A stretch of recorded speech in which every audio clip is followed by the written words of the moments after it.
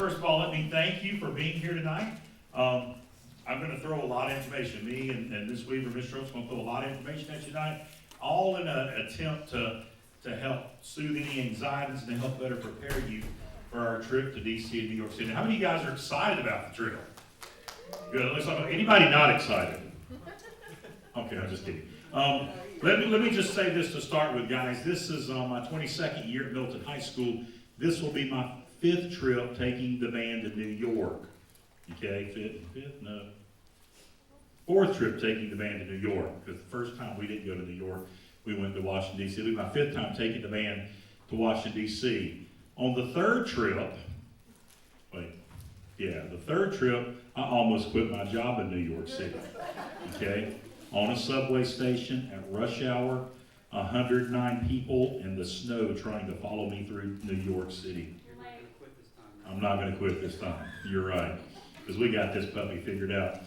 Stressful situation, trying to lead the group around, but the last time we took this trip, we figured out how to do it. Actually, 2 times ago, we figured out how to do this trip. So that's what this meeting's about. 5 years ago, we did one of these meetings, and we're going to throw a lot of information. I don't expect you to absorb it all, but if you can grab bits and pieces and nuggets, you're going to be better off coming about 3 weeks from now when we take off, okay? So before we get started, though, what I want to do is go around the room and have everybody introduce themselves and let us know who you are, who you belong to, so to speak. Some of you don't have students in the band. Some of you are here for information. We may see you for a day or so in New York, but some of our faculty here are just traveling to New York. So let's start with you, Mr. Turner.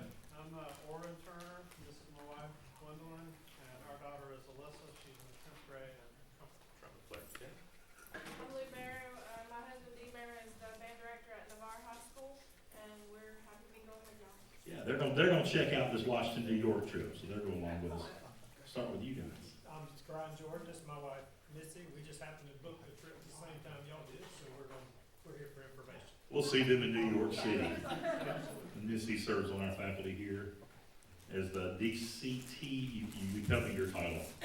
504 coordinator, DCT, and Skywalker. Yeah, all those acronyms and numbers.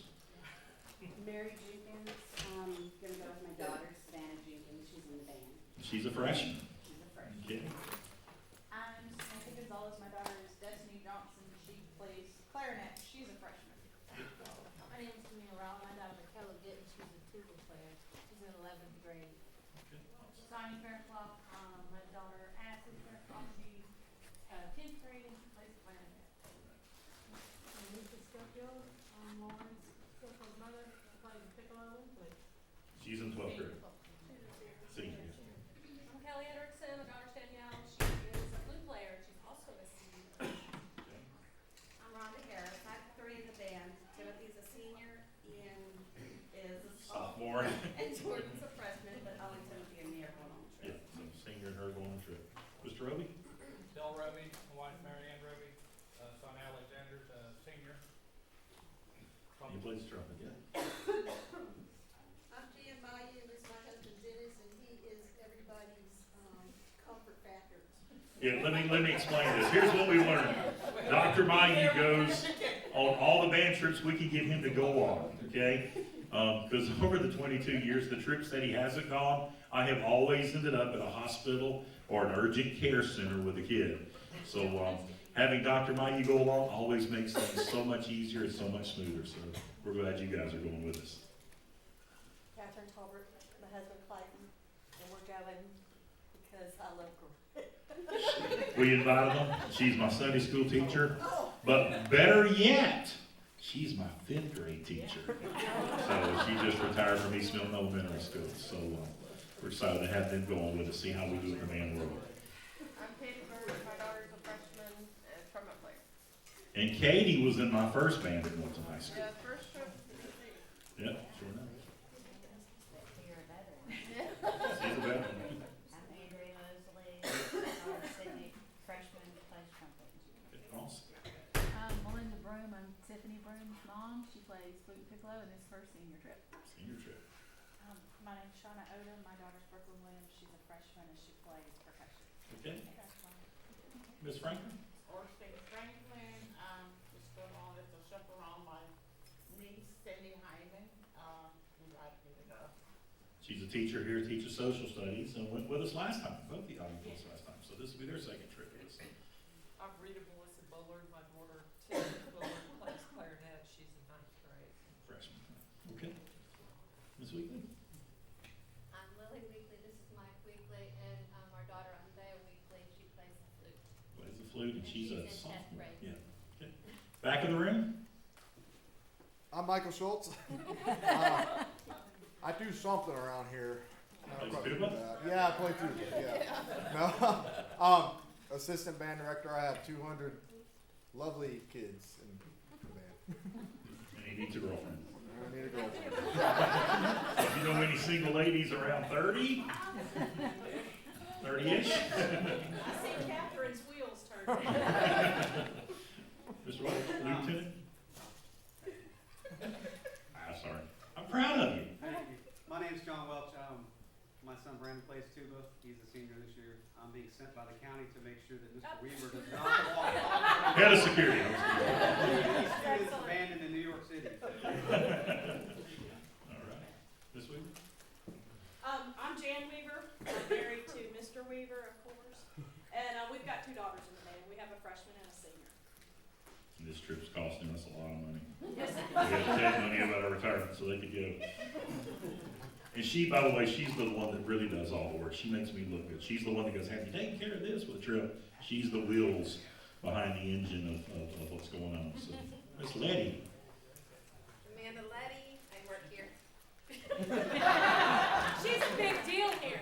Miss Letty's got 2 connections to us in that she used to be our band director from Haas Middle School that sent us lots of great students up. But now, as of this year, she's the assistant principal of North High School for Student Services.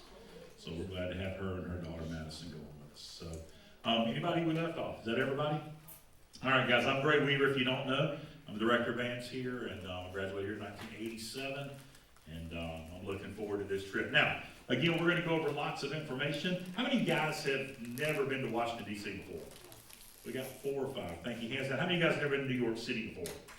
Okay, so quite a few more. Good. We're going to spend the majority of our time talking about New York City, how to find your way around. Okay? As I shared with you 2 trips ago, I almost quit my job. The hustle and bustle got to me. I wasn't prepared to lead 109 other people around. I've been to New York City several times personally between now and then, or since that time, to kind of figure out this information. So let's take a look up here. Why isn't this working now? Did you turn it on? Yeah, let me turn it back on. There it goes. All right, Miss Schultz, I need you over here pushing buttons because this thing ain't working all of a sudden. It was working. There it goes. Maybe the batteries. He just needed to be in the general vicinity of. I got to point at it? Okay. Now, guys, I'm going to give you the shortened version of your role. And understand this, as an adult going on the trip, we're all chaperones, okay? We don't have some that are, I'm just going on the trip, some that, oh, I'm a chaperone. We're all chaperones, okay? So this is sort of the shortened version of your role as a chaperone. Is it going to work? It ain't going to work, I'm telling you. There we go, thank you. Your role as a chaperone, you're an extension of me and Mr. Schultz. You're our eyes, our ears, our hands, our feet. You're the ones that help us keep track of the students that are going. I will tell you this, it's an easy, we got a light load. We've got 79 students going as of today and 33 adults, okay? So a little more than a 1-to-2 ratio, or about 1 to 2.5 ratio of students that are going. So you're an extension of us. We can't see around every corner. We can't keep track, the 2 or 3 of us, of all 79 students, so you're our extension. Next one. Hey, it's working now. Where'd you do that? Okay? It's to help us supervise students. That's primarily what your role is as an adult chaperone going on the trip. Almost worked. Come on. Here we go. Safety of students. Safety is number 1, okay? If ever you're with our school group, with any group, and there's a safety issue, get our kids out of there. Don't just run and scream for your life, we want you to take care of you, but don't run off and leave the kids, okay? Always ensure to get them out of that situation. That's when I told you I almost quit my job 8 years ago. I had 109 people that were following me over 3 or 4 city blocks. We were walking down Canal Street. We were doing a walking tour of South Manhattan, and it had snowed the night before. So we're walking down the street, and there's ice falling off the buildings, and the kids are cold, and I gotta go to the bathroom, and a teacher here had helped me determine a walking tour, and we were getting on the subways, and I couldn't figure out which way did we go, and so I got 109 other people following me upstairs, and then back down the stairs, and we're passing and waving, it's like, well, was that train, that's where it got stressful. We hit Canal Street, we were trying to get to Little League Chinatown, I told the kids, I'm gonna take you back to the hotel, you're exhausted. We've been at South Street Seaport for lunch that day. I'm walking around, the kids were exhausted, I'm walking around the mall there at South Street Seaport, and I'm walking down the hallways, and in between the stores, the kids are all sleeping, like homeless people, up by the wall. And so I met with them and said, y'all, let's just go back to the hotel, we'll do Little Italy in Chinatown tomorrow. And they're like, no, we wanna go. So we got on the subway trains, I got lost. We finally make it to Canal Street about 5 o'clock. We're walking down, I'm seeing Chinese writing on the walls, and at 5 o'clock, all the doors close. It's big garage doors, and there's graffiti, and the wind's blowing, and it's cold, and it's a ghost town. And we walked down an alley, and now I know what they were trying to sell me, but at that point, some guy said, hey, mister, you want to buy some? And I thought, drugs. And I looked at our assistant director, Miss Curtis, back then. I said, do you feel safe? She said, no. I said, let's go. And that's where it got really hectic, because then we couldn't find our way back to where we needed to get to meet the buses. But we finally did, okay? But safety, that's what happened that day. We didn't feel safe. What did we do? We worked to get our kids out of that situation, okay? That's not going to happen on this trip, I promise you, all right? Next part of your role, small group leaders in New York City. 110 of us were in that group 8 years ago. I will never try to lead 110 people around New York City. We had 10 people in the group, 2 adults, 8 chaperone, or 2 adults, 8 students. The head chaperone had group 11, I had group 1, we had radios. We were spread over 3 or 4 city blocks. And we were trying to communicate. And Lynn Reese was our head chaperone. Great, I got 4 that gotta go to the bathroom. And I'm going, Lynn, there's nothing open. Okay? So small groups, we've decided that's the way to do it. That's the way to see New York City. So that's your role, small group leaders. Discipline issues. If there are discipline issues, we don't expect you as the role of chaperone to handle those. You let us know, we'll handle them, I promise you. Okay? I promise you. Probably the most severe that we do is what we call chaperone arrest. And that's where we take the kids, they sleep on the floor of our room, they hang out with us the rest of the trip, or however long they're on chaperone arrest. If I have to go to the bathroom, they wait outside the stall. Now, if it's a female, they'll wait with Miss Weaver, okay, or Miss Letty, or Mr. Schultz, or the males of Mr. Schultz, okay? Okay, if I decide I'm going to eat sushi for lunch, guess what they get for lunch? That's the chaperone arrest thing. You won't have to deal with discipline issues, okay? So if there are, you let us know, we'll find you, we'll deal with them, okay? But I don't need you taking your belt off, spanking kids, or anything like that. That's our privilege, okay? Next one, remember that these are our kids. Guys, we are leaving with a group of about 113 from Milton, Florida. They're our kids. They're not just mine and Mr. Schultz's kids, they're our kids. It's our job as chaperones to get them up there, have a great trip, have a great experience, get them home safely. Let's go ahead and click again. Now, some general stuff that you need to be aware of, okay? And I will, and listen, this comes from our chaperone training. If you've been through our chaperone training, I just look at that guide because I want to make sure that we don't get ourselves in awkward situations and awkward conversations, okay? Medications, it's not yet. Medications for students have to go through the school board policy. We have to go through our band medical kit or Dr. Mayu's medical kit. We have medical forms on our kids.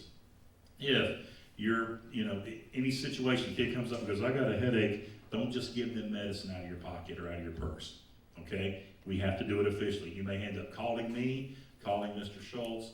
We go through Dr. Mayu, and we check their medical form. We may be 5 miles apart and go, well, if you've got Tylenol, can you give them some Tylenol?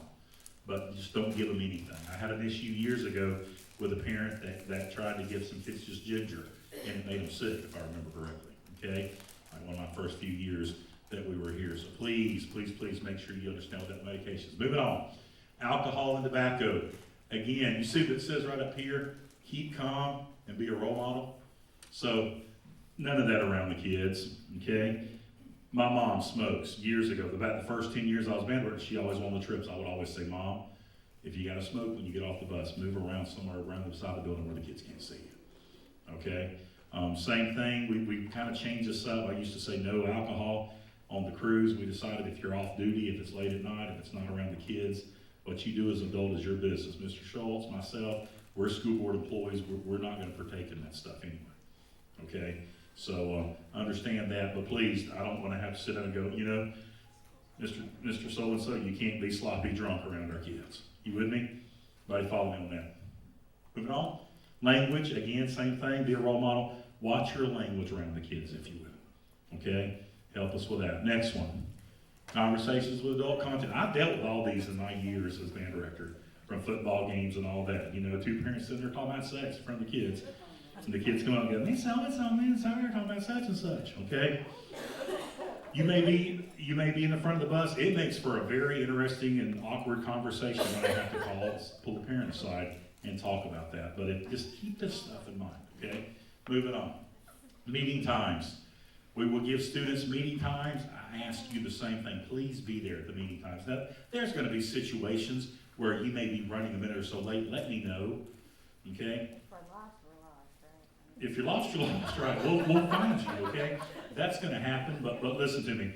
And I'll call it the way it was. 2 trips ago, we took the dance department with us. Maybe that was 3 trips ago, okay?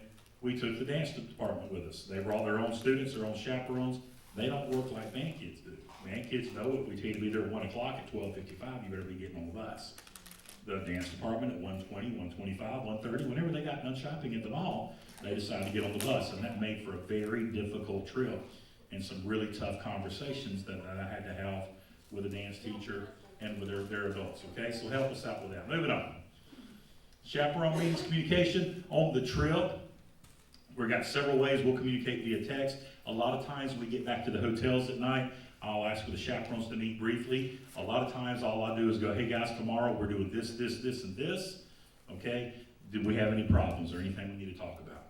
That's how we'll communicate. It's hard for me to communicate with 112, 13 people in a hotel in New York City, okay? So I'll communicate usually most of the time through you.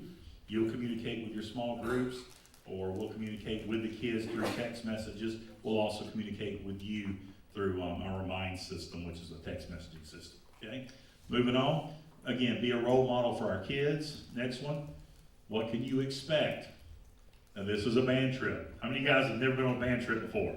Band trip, 1, 2, 3, 4, 5, 6, 7. Okay, thank you, hands down. My philosophy is this, okay? Get them up early, run them all day as hard as you can, put them to bed tired, okay? If you think this is vacation, this is not vacation. This is sightseeing, do all we can do. We're paying big money for those buses, and we're gonna see everything we can possibly squeeze in and see, okay? So what you can expect is this.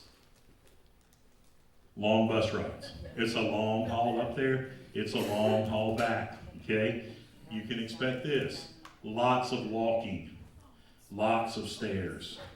I speak from experience. We had, what are those exercise things called? Pedometers on last time. We walked average about 10 miles a day in New York City, okay? So, rub blisters on the bottom of my feet. Doc couldn't tell me about that. I had to wear a cast after that, right? So, lots of walking. And in Washington, D.C., lots of stairs. Everywhere you go into D.C., you got to go upstairs to get there, okay? You can expect to be tired, almost to the point of exhaustion. I promise you will not have trouble sleeping at night, okay? And that's just from the pain on the bottom of your feet. Okay? Most of the time, you hit the bed, and it's time to get up again. It's like, really? Okay? You can also expect seeing lots of cool sights. I call this the Been There, Seen That tour. Been there, seen that, got the t-shirt, okay? To me, for our kids, guys, this is, for many of our students, this will be the only time, and maybe for some of you, the only time that you ever go to Washington, D.C., New York City. But what makes this trip so cool is when you're watching the nightly news, and you see the Jefferson Memorial, and you go, I've been there, seen that. Or you see Times Square on New Year's Eve, and you go, man, I stood right there, I've seen that. We're gonna see all we can see. You're gonna be tired, but you're going to see lots of really cool things that one day you'll look back when you see it on TV or in a movie and go, I've been there, seen that. You can also expect lots of fun and laughs. We have a good time. Those that have been around with us know it. You're gonna laugh on the buses, guys. There's times on our buses, on the bus I've been on, where the kids are like, "Can y'all please be quiet? We're trying to sleep." We're just busting a gut at the front, laughing with each other. Okay, and that's okay. We're gonna have lots of fun. Enjoy our kids. We got great kids. You can expect great memories. It's different when you go with a group of people. I tell our kids, you go to Walt Disney World with the family, but when you go with a group of your friends and a larger group of people, it's a totally different experience. Okay? So you can expect to make great memories on this trip. You can expect one of the most rewarding trips of your life. The last time we did this trip 5 years ago, it changed people's lives. Some of the stuff we did with the 9/11 Memorial, okay, really impacted our kids and our adults. I remember us shedding tears at 9/11 Memorial. It was a very emotional experience, okay? We make this as educational as we can. And you'll see that when we're going over the itinerary in a few minutes. It's all in your attitude. Be flexible.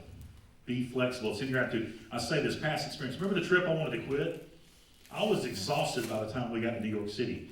I had some adults that were on that trip that weren't prepared for that trip. When you travel in groups, you have to be flexible.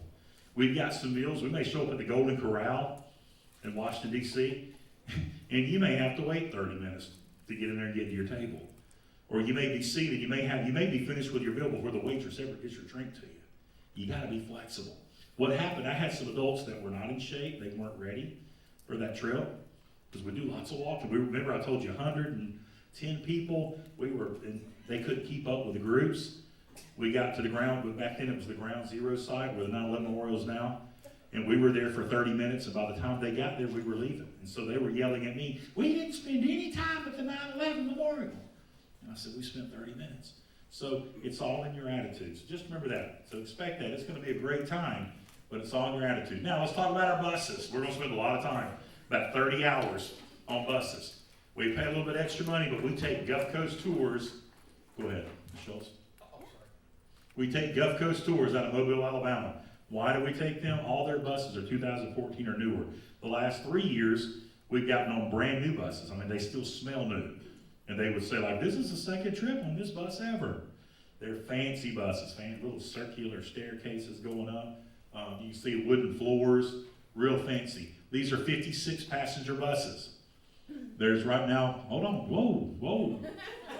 Trigger finger there, okay? There's 168 seats on that bus. There's 112 of us going, which leads me to the next part. You know this, many of you do. You've already got, each adult will have 2 seats.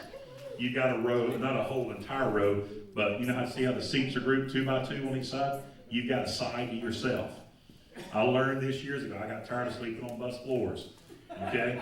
Because you can't get comfortable in that bus. You can't sleep because we're traveling overnight twice, okay? You're going to have 2 seats, okay, or one side of the road to yourself. Here's what I recommend. I've learned, experienced, lots of different size pillows, including the big old couch pillows. You bring probably 5, 6, 7, 8 pillows. I've learned you can build a nest, okay? Over by the wall, put the big pillows, and then you can put all the little pillows in the nooks and crannies just the way that you want them. I promise you. Or you won't sleep on the bus, okay? Yeah, but that seat's yours from the time we leave to the time we get back, okay? I was thinking fill But- in where your feet go. If we could figure out a way to fill that in, just make it one big pack. Cooler, have cooler. Well, I was going to say, which leads me to the next thing. You may want to bring snacks and drinks. Now, if you bring a cooler, remember, it's got to fit in a gap about that big, That's fine. okay? And usually what I'll do is if we bring a cooler, I put it right up next to the wall, okay? So if I want to sit up, I sit next to the aisle, and then I've got my nest where I can lay back and all that type of stuff, okay? And listen, I'm telling you, we're traveling overnight on the way up. We're traveling overnight. There'll be kids sleeping on the floor, underneath the seats, wherever anybody can get comfortable. That's a part of it. That's a band trip for you, okay? So lots of pillows. You may bring snacks and drinks. Don't overdo it. My mom, I always loved my mom when she went on the trips. We would have to designate an entire seat, the double seat, just for her food. And we got stuck in a traffic jam in Atlanta one time, leaving Six Flags at 1 o'clock in the morning. A traffic jam at 1 a.m. where we sat, and she was a lifesaver. She fed the entire bus because we were all starving to death. You may remember that. I'm still sick on praline. Yeah, from praline. She always made from praline. So, but feel free to bring snacks. Feel free to bring drinks. And we're going to tell the kids, bottle drinks, plastic bottles. Don't bring cans, because what happens is, and there'll be one on the bus, it always does, is you open it, I don't want all of it, you set it down, the bus makes a turn, it's all over the floor. And the next thing you know, you wake up and you can't get your feet off the floor because somebody behind you spilled Coke all over it, okay? So, or Vienna sausages on the brand new bus like Mr. Schultz did, okay? Next point. We will stop on the way up about every 3 to 4 hours. The bus drivers have to stop, okay? There are restrooms and stuff, and you'll see it on the slide here in just a minute, on the buses, and of course those are there if we have to use them. We try to stop about every 3 hours or so and let everybody get off the bus. Now, we're traveling overnight, it may be a little bit, maybe 5 or 6 hours, or we may stop and you may not even know it because the drivers usually have to get off and stretch.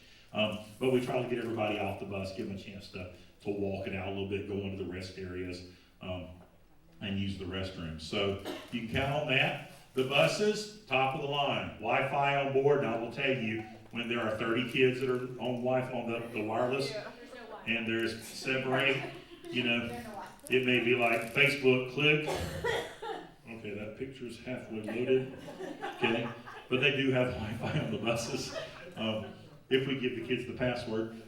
There are outlets now on the buses. We used to run extension cords. The driver always had one, and we run extension cords down the bus for everybody's cell phones. Now the seats have outlets with the USBs where you can plug in to keep your personal devices charged. So know that. There's direct TV on the buses. Yes, the folks in the front up there, you guys will have control over the entertainment system that's on the bus. But direct TV, usually you can find something that the kids will watch. That's fine. Movies. We're allowing the kids to bring G and PG movies. They are creating a list of PG-13 movies, okay? School board policy says we can only show G or PG, can't show PG-13 unless we have parent permission. What we do on this long trip is we come up with a list of movies at the big trip meeting in 2 weeks. We give that out and ask all the kids' parents to sign off on that so that we can show PG-13 movies. Otherwise, they're watching Disney films all day and the whole way up, okay? So, you'll have movies. Again, folks in the front of the bus, or well, all of you will be in the front of the bus, but what we do is usually, if you're ready to show them a movie, give them 2 or 3, I always let them vote, okay? And I'll load the deck my way, the way I want it, if I know there's one I really want to see. And go, okay, who wants to watch this really great movie?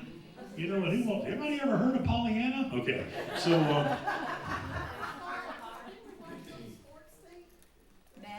NASCAR. Oh yeah, we watch NASCAR. Yeah, we sure do. Okay, yeah.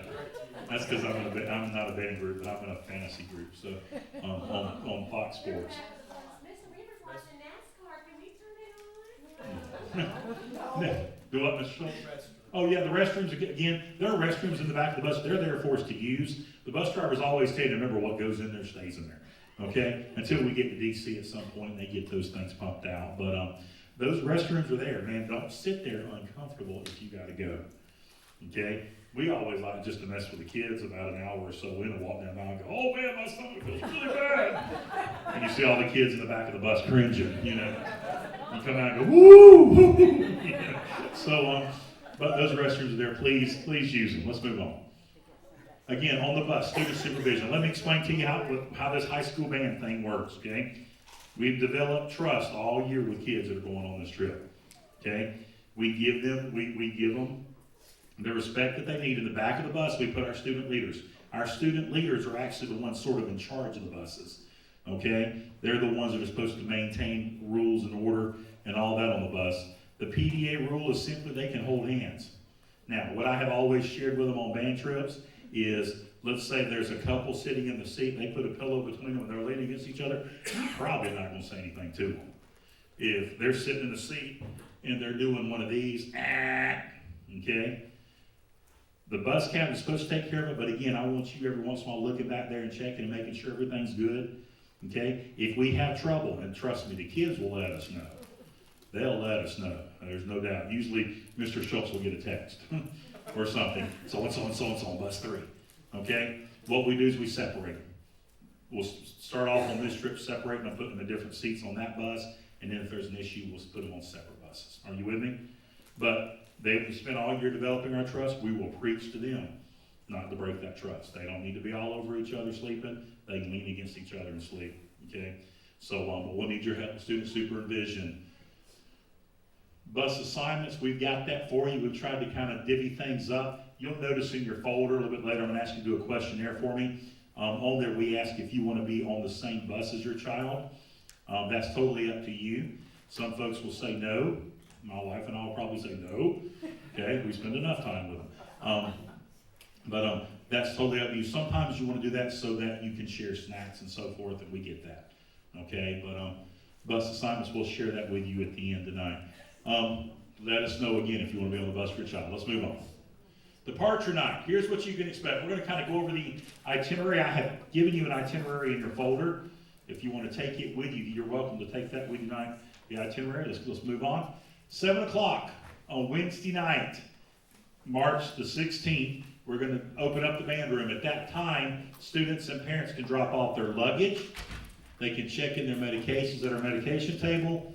They can put money in the band bank. Band bank is something that our students are aware of, where they can, parents can deposit money in, and every day we give them an envelope that has that designated money in.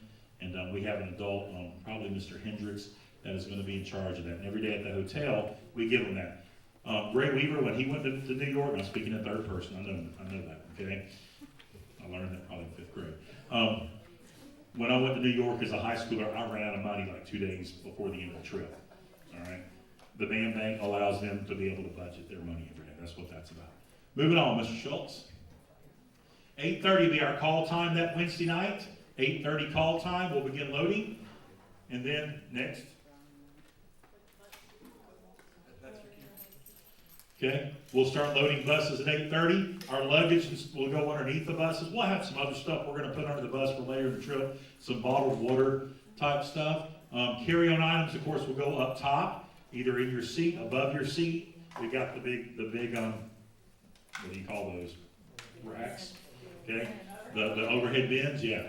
So once you get here, once the buses are here, you can go ahead and load your stuff.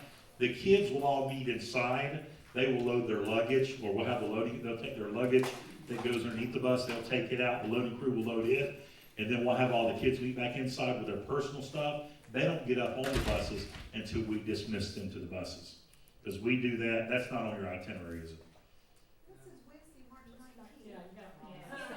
Wrong date on the picture, but it's 16th. Oh, 16th, I'm sorry. Listen, this PowerPoint has been a 3-day adventure, okay? So 16th, I'm sorry, Wednesday night, March 16th, that's correct. Right before St. Patrick's Day, okay? So the students, once they get their luggage underneath the buses, we will dismiss them by rows, so the back of the bus loads first, kind of like an airplane, okay? Because it gets crazy if we say, okay, everybody load up. Moving on. 9:15 is our designated departure time. If we're a little late, it's okay. We've got plenty of time. Ms. Schultz, next one. Our trip to DC is right at 950 miles. Going to take us about 15 hours. The first leg of our trip is 446 miles. We've got 7 hours plus a time change until we get to breakfast in Greenville. If you figure that up, you may go, well, that puts us there about 5:15, 5 o'clock, 5:15. We're going to be stopping as well. We stop, usually it's 20 to 30 minutes, okay? Time to get everybody off the bus and on the bus. So we'll be stopping probably around the rest area before you get to Auburn, Alabama, and then maybe one other time somewhere. That's God's country there, Mr. Schultz, just so you know, okay? What I recommend when we leave that night too is one movie to kind of get them settled down, and then you don't want to play movies all night because you want everybody to kind of have quiet time and start settling down and going to sleep, all right? So one movie, then quiet time. Then our schedule on Thursday, see that date's correct. On Thursday, March the 17th, we're planning to have breakfast that morning at Cracker Barrel. That was provided. We're doing something a little different. We've never tried this before, but in Greenville, South Carolina, is Cracker Barrel. What we're actually doing is ordering the Cracker Barrel gift cards for everybody, enough to pay for their breakfast, either $12, $15. We're still working it out with Cracker Barrel. And Cracker Barrel doesn't do group reservations. They welcome buses, but you stand in line. You get there, you wait in line until they seat you. They open at 6. We'll probably be there about 5:30. So we'll be first in line. So we'll go in and everybody will be seated at their tables. We'll eat breakfast that morning. Notice it says pick up relief drivers. Since we're traveling overnight, our drivers can't drive all the way for 15 hours from Milton all the way to Washington, D.C. So the first set of drivers that we have are what they call relay drivers. They're not our real drivers. Their job is just to get us from here to meet with our real drivers, okay? And those relay drivers. I will say this, relay drivers usually are not the best drivers, okay? And as far as friendliness, all that kind of stuff. They're kind of a part-time position. Hey, we need you to drive the bus, okay? So don't get to know them too well, because you're going to be sleeping, all right? Once we get to Cracker Barrel, though, our real drivers, they'll have already driven up in a car. They would have spent the night in Greenville, South Carolina. They'll meet us there that morning. They'll be refreshed. They've had a good night's sleep, and then they'll pick us up and move us on to Richmond, Virginia, where we're going to eat lunch, okay? Richmond, Virginia, from Greenville, South Carolina is 389 miles, about 6 hours away. We're going to stop about 1:30 at Chesterfield Town Center in Richmond, Virginia, and that's just a regular mall as well. It's kind of an upscale mall. It has like a Five Guys, a Chipotle, Chick-fil-A, some of those different kind of restaurants. We'll give a little bit of time to eat lunch, and then we'll move on. Largo, Maryland, onto where the hotel's at. It's another 115 miles, a couple of hours. Once we get there, we'll check into the hotel. And last time, Kelly, you may remember, we checked into the hotel and everybody was so tired. You just kind of weary because you've been tried to sleep on the bus.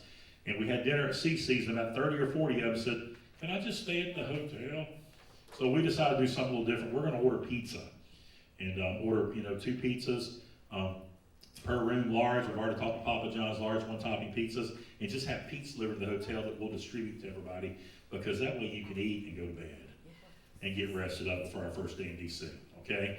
Originally we had a Golden Corral meal, but we've moved it to a different night. So that's our day one. Now, let's talk about hotels, what you can expect at a hotel from the kids. We ask them to be quiet in the hallways, okay? Why? Because there's other guests at the hotel. We ask them as well to not hang out in the hallways or stairwells. If they're going to hang out, it needs to be in the lobby area, okay? They're not allowed in rooms of members of the opposite sex. No girls in boys' rooms, no boys in girls' rooms. What we tell them, and we enforce this, is you need to get something that your girlfriend has your headphones. Take a step back and say, hey, man, I have my headphones back. At no point should you walk down the hall and see a boy coming out of a girl's room, a girl out of a boy's room. If that's the case, find me, find Mr. Schultz. We will deal with it, okay? So kids know that. You can expect that from our kids.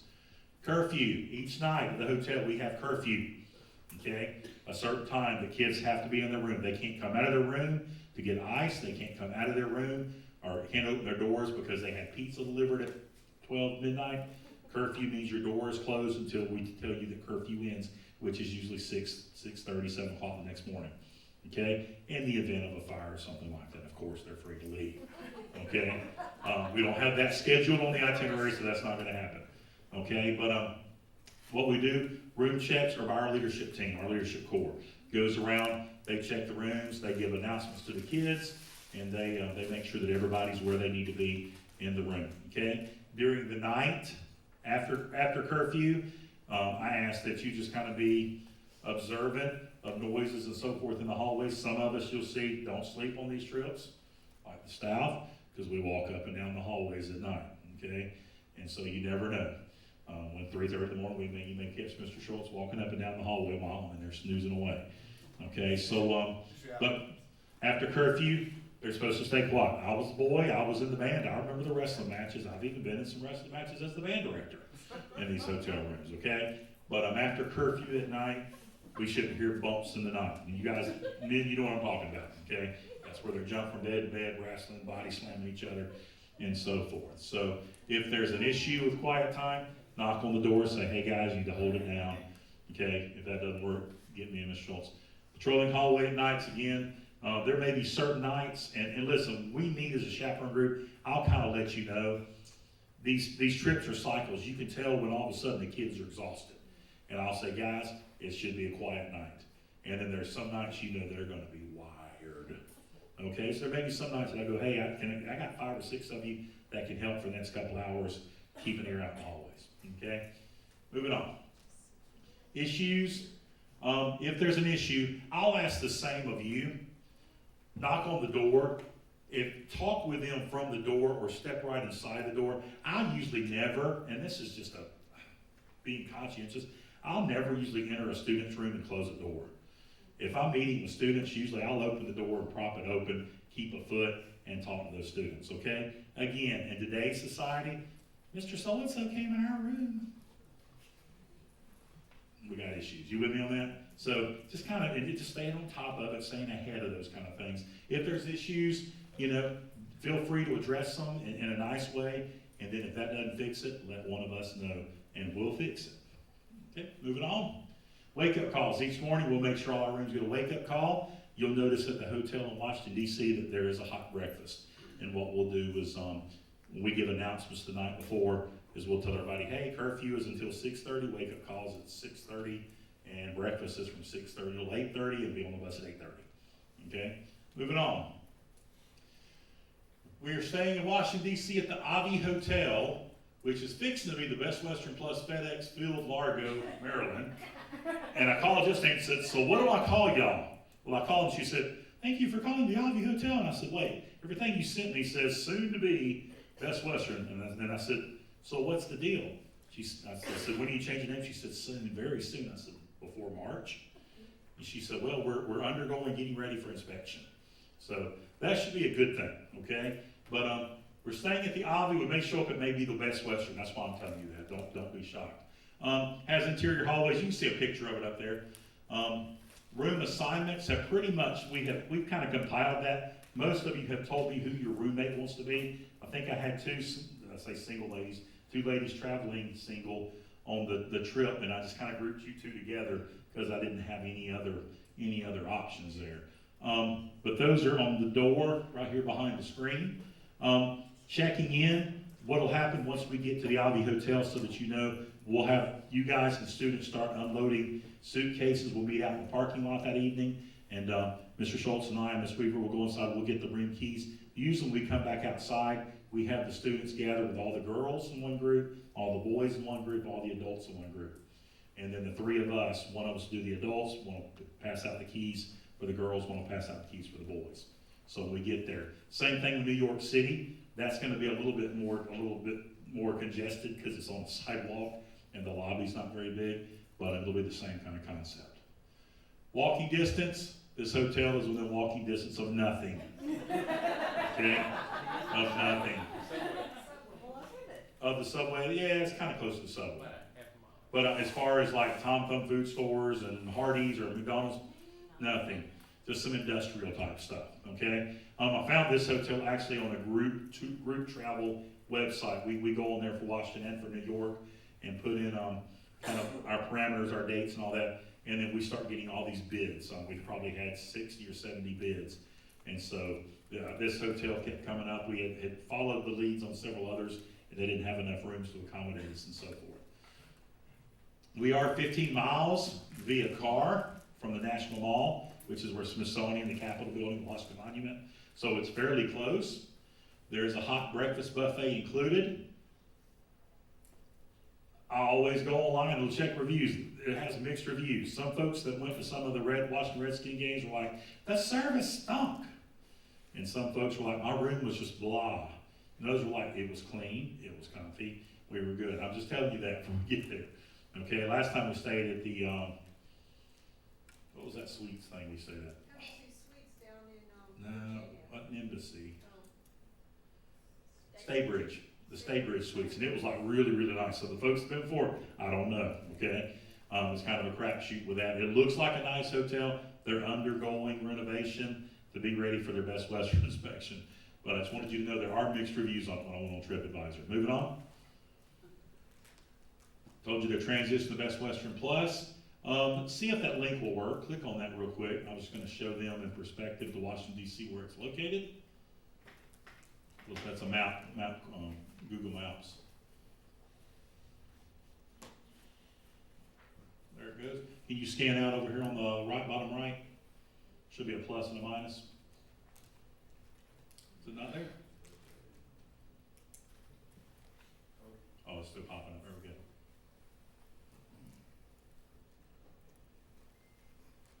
Go one more time. Okay, go 2 more times.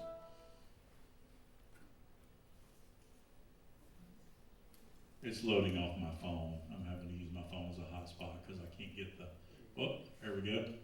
Okay, if you'll see, we are located on the east side of the National Mall. That's National Mall right there below the I and the N. Okay, pretty much a 15-mile straight shot on something, one of the Capitol drives. The buses may hit the interstate going, I'm not sure. Kind of depends on how the bus drivers want to do it. Let's go back to PowerPoint. Okay, that's the Avi Hotel. Now, let's talk about sightseeing in Washington, D.C. Students are going to be given parameters. We're not going to be in our tour teams in Washington, D.C. Pretty much everywhere we go, we'll either go as a group, or we will say, like the day we're on Smithsonian, I will set parameters. Guys, you can't go farther south than the Washington Monument, no further north than the Capitol building, and only 1 block on each side of the National Mall. Okay, so we'll set parameters for those guys. We're sightseeing Washington. They'll be required to stay in groups of 3 or more. Okay, we always do that. Why 3 or more? Because let's say they're walking down the street, somebody pulls up to kidnap them, they get 1 in the car.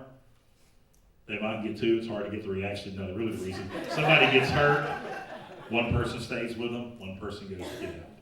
Okay? You may be walking around the Air and Space Museum and see recognize one of our kids by themselves. First thing you do is say, hey, where's your group? I don't know, I lost them. And say, hey, come go with us until they find some more students to hang with. Okay, does that make sense? We're not going to be like, okay, you're hanging with me the rest of the time. You know, have them stick to you until they find some other students to hang out with. Okay? So Washington, D.C., that area is a fairly safe area. If you see students separated from their group, do that. Homeless people in National Mall, we will talk to kids in 2 weeks. And listen, we take kids from Milton, Florida, and their hearts are in the right place. They see somebody on a bench and they want to help. But you guys know as well as I do, that's a safety concern. Okay? So we'll talk to our kids about that, just so you know. You know, just like in the subway, you may have the guy sitting there talking to himself. You know, we'll talk to them about that. Just kind of wanted to bring that out there. Security checkpoints, every building just about that we enter in Washington, D.C. will have security checkpoints. We will also talk to our kids about it. The more you tote, the more they have to go through for you to get through the scans and security. Every Smithsonian museum, you're going to go through security. They're going to have to check your bags. You're going to have to walk through the metal detector devices and that kind of stuff, okay? We'll talk to them about what they say. Do what now? There's a lot of things they don't let in anymore. Yeah, and she's got a list of all that stuff too. So we'll talk to them, but understand that pretty much in DC, everything we go into will have security checkpoint. If we do get our White House tour, there's a lot of stuff they can't take in there. Okay, they pretty much have to go in without anything, just about. Okay, personal security, we'll talk to you guys and to them about that as well. Pickpockets, Washington D.C., New York City. Okay, we just got back. Some of us did from Europe back in March, and that was a big to do. So we'll talk to them about where to keep things safe. Things behind you are not a good idea. Things in front of you and hidden are better places to keep your money and your valuables, okay? Buses loading and unloading. Sometimes we go into DC, our bus loading and unloading will have to be done quickly. We pull up to a building, we can't block the street, but just a matter of a few minutes. And so there will be times that we say, we gotta get off quickly. As we're preparing, we're pulling up to those places, we'll let you know that. You'll need to prep the kids. Guys, get your stuff in hand, get ready to unload. Same thing when the buses pull up to pick us up sometimes. They'll turn their hazard zone, we gotta load quickly, but we can't sit in some of those zones for 20 minutes trying to get people on and off the buses, okay? Just be aware. Utilizing touring teams to check roll, there may be 1 or 2 times that we'll use our New York City teams. For example, our Smithsonian Day, we'll gather all back up. It may be easier for us to check roll that way. And for me to say, okay, touring team number 1, we got everybody. Touring team number 2, we're missing Janet. Touring team number 3, we got everybody, okay? So that would be about the only time that we would utilize touring teams in DC is to check roll. Now, so we get to DC on Thursday. On Friday is our museum day. Mr. Schultz, you'll break that down for us. Hot breakfast at the hotel. About 9:15, we'll depart for the Smithsonian Museums.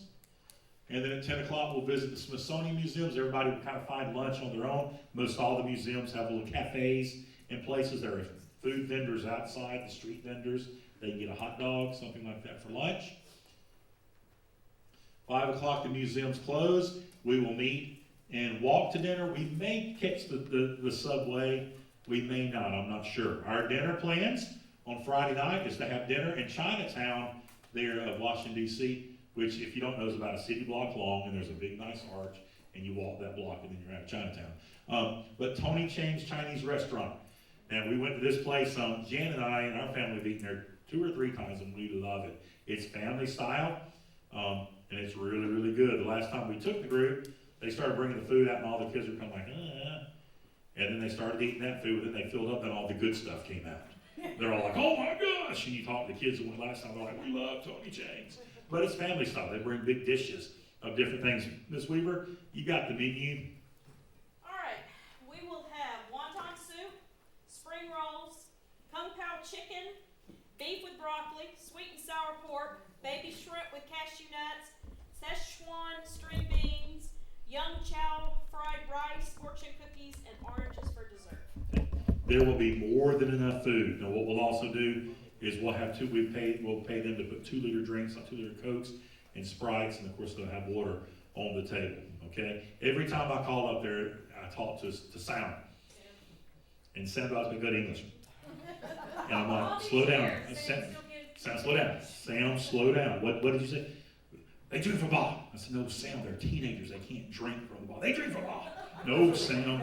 And so last time, and I hope we communicated that well, that they put 2-liter drinks on the tables. So they can have water, Coke, or I think they had Sprite last time as well. So dinner there. And then our buses are going to pick us up about 7 o'clock. And our tour guides, well, I've been in the process of communicating with some professional tour guides. We'll have 1 per bus. They will get on the bus and we will do our nighttime tour of the monuments. And the nighttime tour means that they'll be on the microphone, we'll ride around.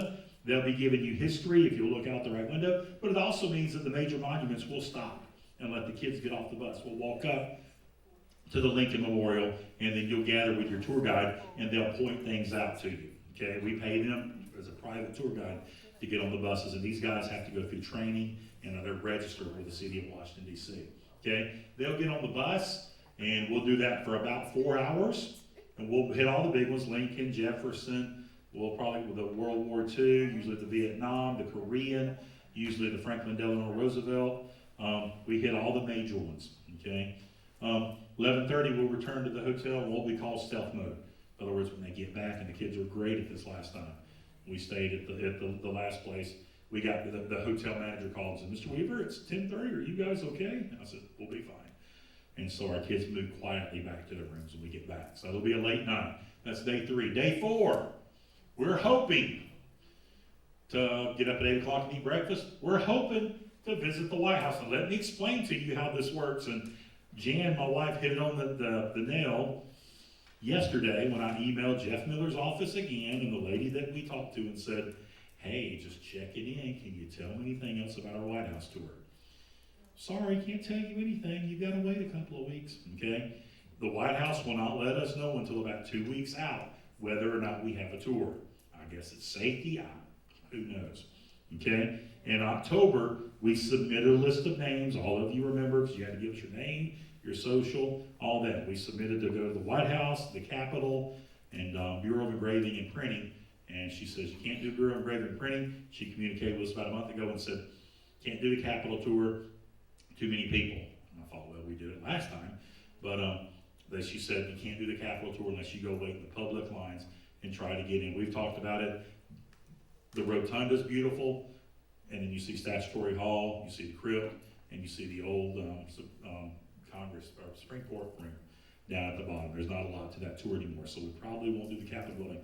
We're waiting to hear on the White House. Now, we put in Saturday, we put in Sunday for the White House. They'll let us know 2 weeks out. Our whole itinerary is juggling on when they decide to let us tour the White House, okay? And The rotunda is under construction. You can't see it. It's completely covered in on the outside or the inside? Outside. Oh, really, the inside too? Inside and Okay, outside. so we're not missing a whole lot. Right. Okay? We'll plan to eat lunch at National Place Food Hall, which is about 2 blocks north of the White House. And it's just a bunch of, it's, Moe's Southwest Grill, fast food places, Wendy's, Subway, all that kind of stuff. We'll grab lunch there. And then the plan is, if we get to tour the White House that morning, is to go to Arlington Cemetery that afternoon. Okay, the buses will pick us up after we eat lunch, take us across the river to Arlington. And And at Arlington, of course, we will have tram tickets that are provided, so you can ride the tram up the hill, because that's a pretty good walk. You can walk it if you want to. You get to see a lot of stuff when you walk it, but the tram does have a guided tour through the cemetery. And then, of course, you'll want to see the changing of the guard at the Tomb of the Unknown Soldier. It closes at 5. We'll get on the bus. We'll head back towards the hotel to freshen up a little bit before dinner. We've got dinner at 7 o'clock at Golden Corral, which is about the closest business to our hotel. Okay, it's just around the corner from our hotel. That is included. About 8:30, we'll return back to the hotel. We'll pack for New York City. Okay, any questions about that thus far? So no Washington, DC, no George Washington. Oh, well, we do have one more day. Yeah, I'm sorry. We do have one more day. Sorry. Okay, day 5. This is a partial Washington, D.C. day. Is our Mount Vernon day. We'll get up at breakfast that morning.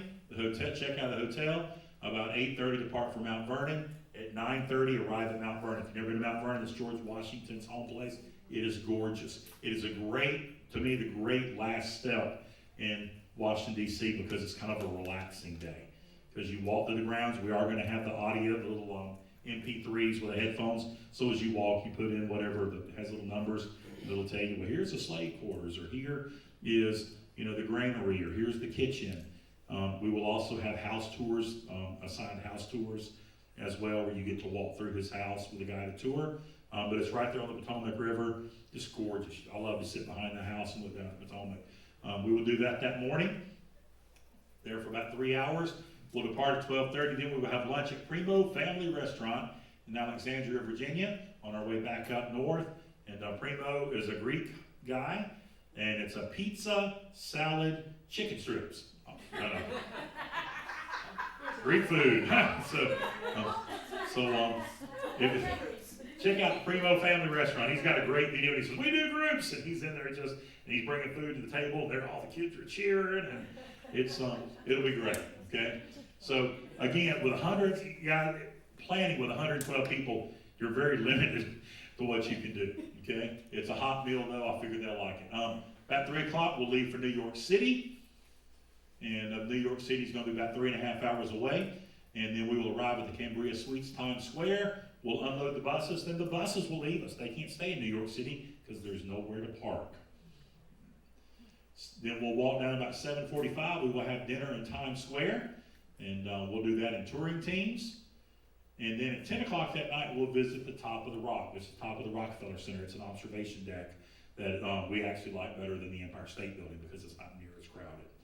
And they've got places where you sit and just observe and relax up there. I will tell you something that we may add. Out of the blue, Ms. Schultz, I don't know if you saw the email I forwarded to you today. I got an email from a group photo company in New York City. I don't know how they got my email address. It just popped through and said, hey, we see your group's come to New York City. We'd love to do a group photo for you. We can do it in Times Square or anywhere. And Ms. Weaver checked it out. I hadn't had time because I was putting the PowerPoint together till almost right before tonight. But we may do a group photo that night as well, the whole group at Times Square. Okay, I think you said they were $20 a piece, and we don't have to order a minimum. And then they provide the group with like 11 by 17 for us to put on the wall and that kind of stuff. 16 by 20, okay? So anyway, that is that is day 5 of the trip. Now, we kind of left Washington, we started New York City with Miss Weaver. She's put in tips. We put in a thing that has kind of some informational facts for you. Anything heavy on there you want to hit while I get a drink? No. You've got the little handout, and you've got some information on Washington on the front. Starting on the second page is some information about New York City. There are 8 million people that live in the New York City area. That's bigger than Santa Rosa, just so you know. Just slightly. Just a little. But there's some information in there. Most people commute 40 minutes to work every day, and it's all in the subways. And one thing, just don't be scared of the subways. Greg's gonna go over and tell you a little bit about the subways. A lot about the subways. But don't be scared. We, Mr. Schultz, Yep. Michael, and Mr. Schultz, Gray, and I, were in New York City, 5 years ago? We took a scouting trip. And we made the mistake of riding the subway at rush hour. Yeah, so that was fun, but not as bad as it was the night in Paris riding the subway. When everything, when Yeah. all the trains shut down, yeah. But anyways, there's, the streets are relatively easy to navigate. They're numbered. Okay, you'll go over that, okay. All right, you can do that. All right, there's some things not to do in New York City. The first one, don't buy a sandwich at a Subway restaurant. There are tons of delis in New York City, and they're wonderful delis. So try something new. Try one of those. The doctor, might close your ears for a minute since you're not kind of the doctor. We're foodies, in case you couldn't tell.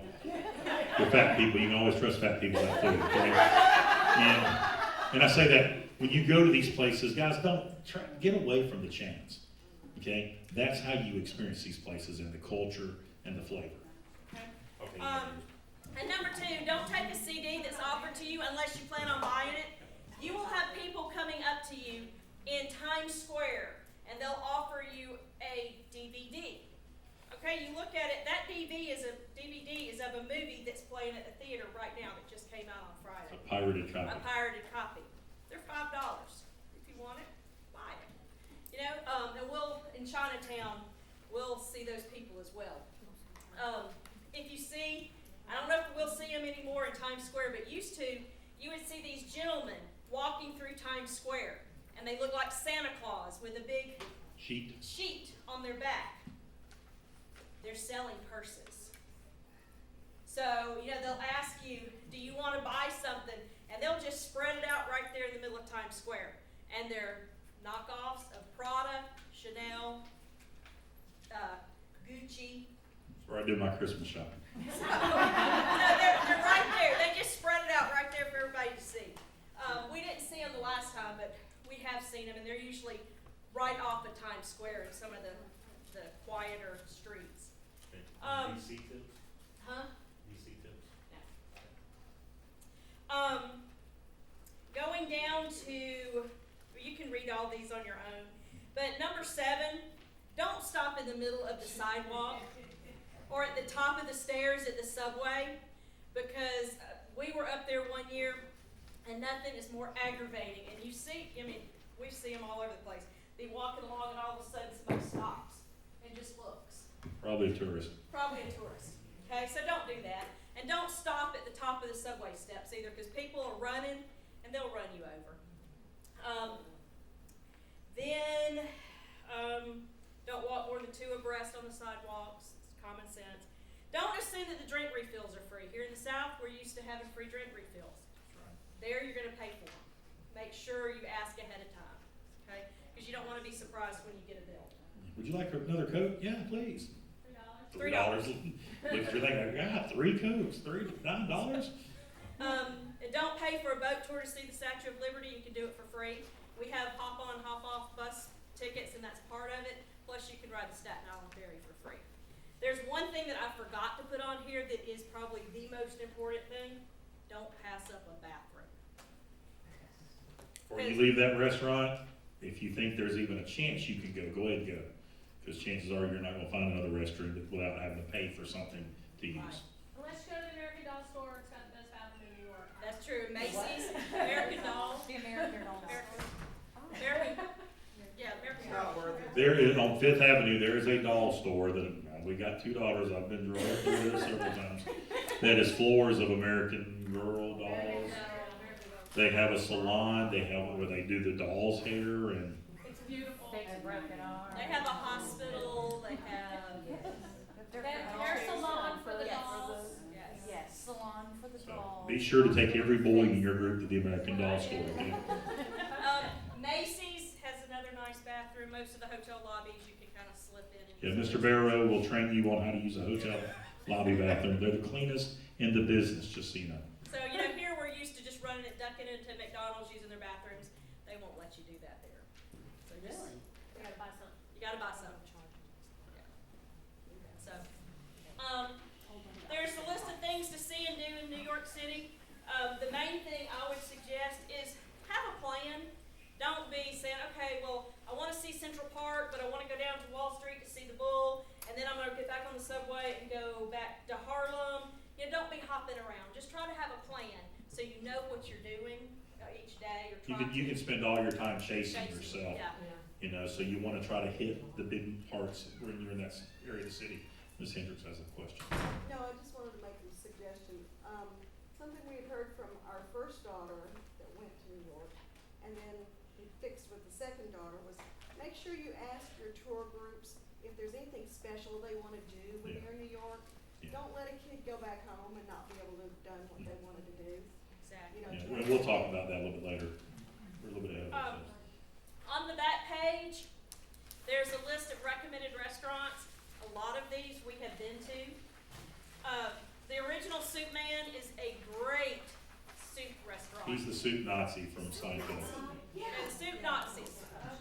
Oh, he is great. They have like usually 5 or 6 different varieties of soups. You can go, I think we got a big soup that comes Got the with bread. small, Jan, don't you know that?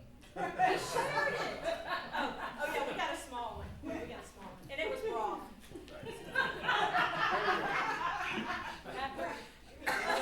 But you can get the soup, they're all homemade, they're delicious.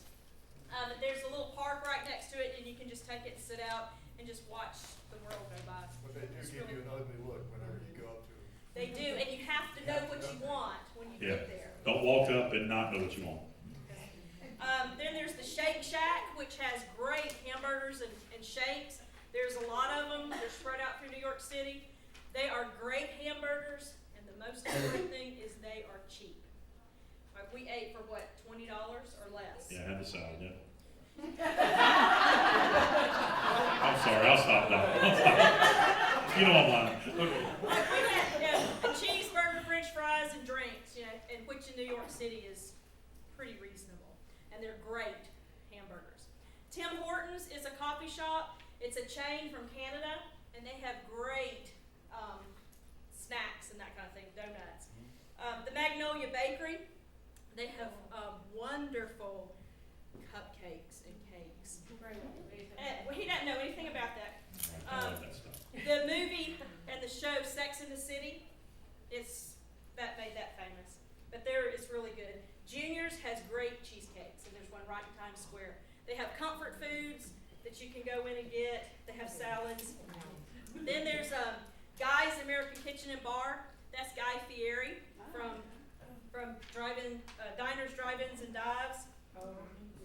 Carlos Bakery, you know, the cake boss. He's got a bakery there in New York City. Uh-huh. Are you marking them all? They're eating the whole time. Then, you have John's Pizzeria. That is our absolute favorite pizza place. There's And about Missy 3 or will 4 tell you, of them. there's 2 or 3 of them. It's great pizza. The original is on Bleecker Street, which is down in the Village. And then there's one in Times Square, and it's right across the street from the Phantom of the Opera Theater. And it is in an old church that's been renovated, and it's absolutely gorgeous. So they've got great pizza. We would recommend it. Lombardi's is the first pizzeria, and it's one of the oldest. You have Cat's Deli. You know, if you've seen the movie When Harry Met Sally, the famous scene from When Harry Met Sally, it was from Cat's Deli, and there's even a sign hanging from the Says scene. where Harry met Sally. And if you've been seeing the commercial where the guy pays with his phone, Yeah. he walks into Cat's Deli and the guy goes, "No, we don't take that meat." You know, it's Cat's Deli. And it's is it corned beef and pastrami? Yeah, that's their famous. That's their Hot main dogs, they have hot and hot dogs. The Carnegie Deli, it's also a very famous deli up near Carnegie Hall, And expensive. and it's very expensive, but they are huge sandwiches. You can split it amongst 2 or 3 or 4 of you. It may be $20 for the sandwich, but it's about that tall and just huge. Matter of fact, they have just reopened. They've been closed for a year, and they've just Roaches. reopened. I'm just kidding. An illegal gas line. There's Earl of Sandwich. If you've ever been to Disney, in downtown Disney, there's an Earl of Sandwich, and they have great hot sandwiches. So I found out there is one that's right near our hotel. The Burger Joint, which Missy told me about, there's 2. There's one at the La Parker Meridian Hotel, and it's like in a corner. It's like behind the curtain. But she said the hamburgers were really good. Maison La Durée, French macaroons, and this is, they have one on the Champs-Élysées in Paris. And this, I don't know if y'all went in that one, but they have the same macaroons, it's the same company.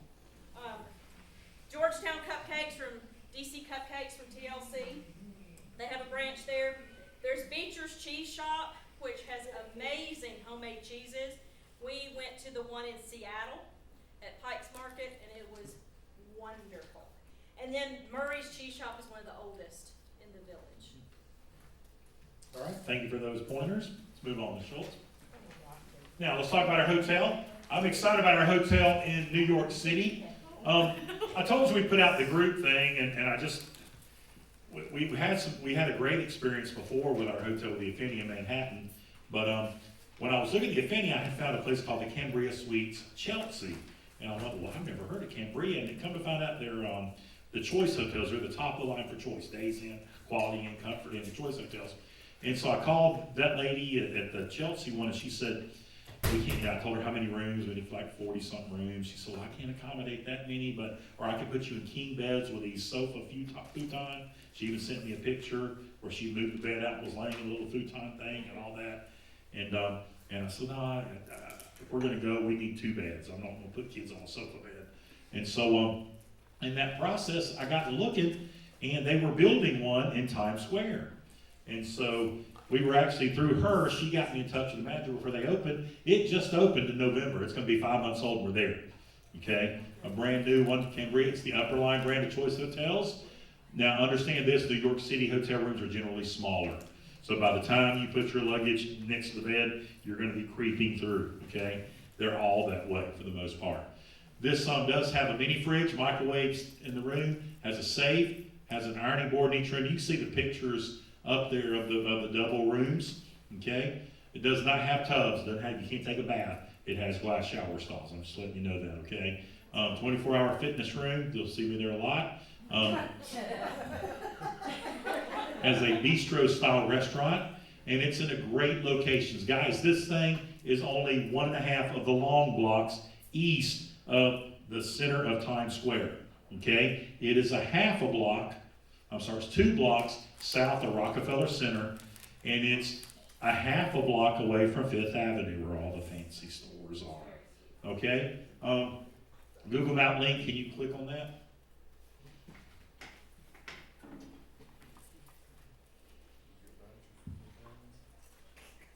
Okay, let me show you some kind of, we'll let it get up there. You can see, go ahead and close that out on the left side. Okay, Cambria Suites, here's Fifth Avenue right here. Okay, half a block, full block, that is the middle of Times Square. That's where the step things you sit on are right here. So we walk 1.5 blocks, and we're in the middle of Times Square. Before we were about 8 blocks. South of Times Square down here, okay? 8 or 10 blocks south. Fifth Avenue, right, kind of scan out real quick, hit the... Try the street, the earth view. Well, scan out real quick. Okay? You can see once everything loads up, you can see Rockefeller Center. Here we are, 2 blocks to Rockefeller Center. Of course, that's the ice skating rink and all that. Scan out a little bit more, Mr. Schultz.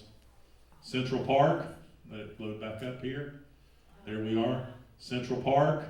See, we're right in Midtown, right here in Midtown. Okay? Now, go to the street view and we can kind of show them what they're looking at this hotel. And the reason we're going to spend more time in New York, because I want you to get kind of more comfortable with it. Oh, wait. Okay, you want the street view? Yep. This projector's not very...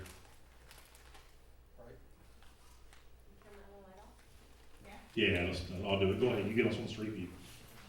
Oh, like the street? Yeah, where you walk down the street. Or do you want me to do it? I hate these lights. There we go. There we go. Hit the little guy in the bottom left. Little guy. Oh, I gotta do it. Little guy. Yeah, I know.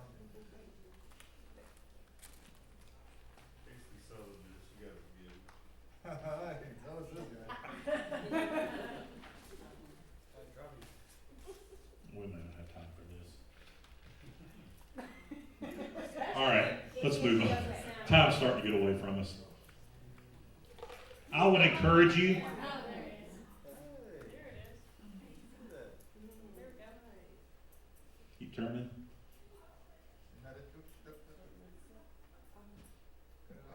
He's on Wall Street. Well, I was gonna say, that don't look familiar to me. I've been up down the street at least 100 times, looking at it. If the hotel's only 5 months old, it very well may not be on. Well, they're doing this, there it is, right there. That's it right there, okay? All right, so, Ms. Schultz, go to the right. Yeah, Yeah, that right. oh, too far to the right. Oh, wait, Go down the street, there you go, now go down the street. How far? Keep going, Times Square. Oh. Take us to the main entrance. Now, guys, to get to a subway, we are gonna have to walk. Just so you know, to get to a subway. Should I pass it? Keep going. Are you in the intersection yet? No, keep going. I'll pull this car over. Please. I think you're going the wrong way. Am I going the wrong way? Oh, wait, no, he's doing right. He's going, okay. Keep going. You've already crossed one intersection. Should be coming to Times Square right now. Well, you just passed it. There you are. Okay. There it is. So 1.5 blocks, and we are in Times Square. That's facing back down the road, back towards our hotel. Okay. So, very good location. If you have not spent any time on Google Maps, I encourage you to do so. Okay. And you can walk all around. You can see the subways. Go back to Mountain View, if you will, Mr. Schultz, real quick.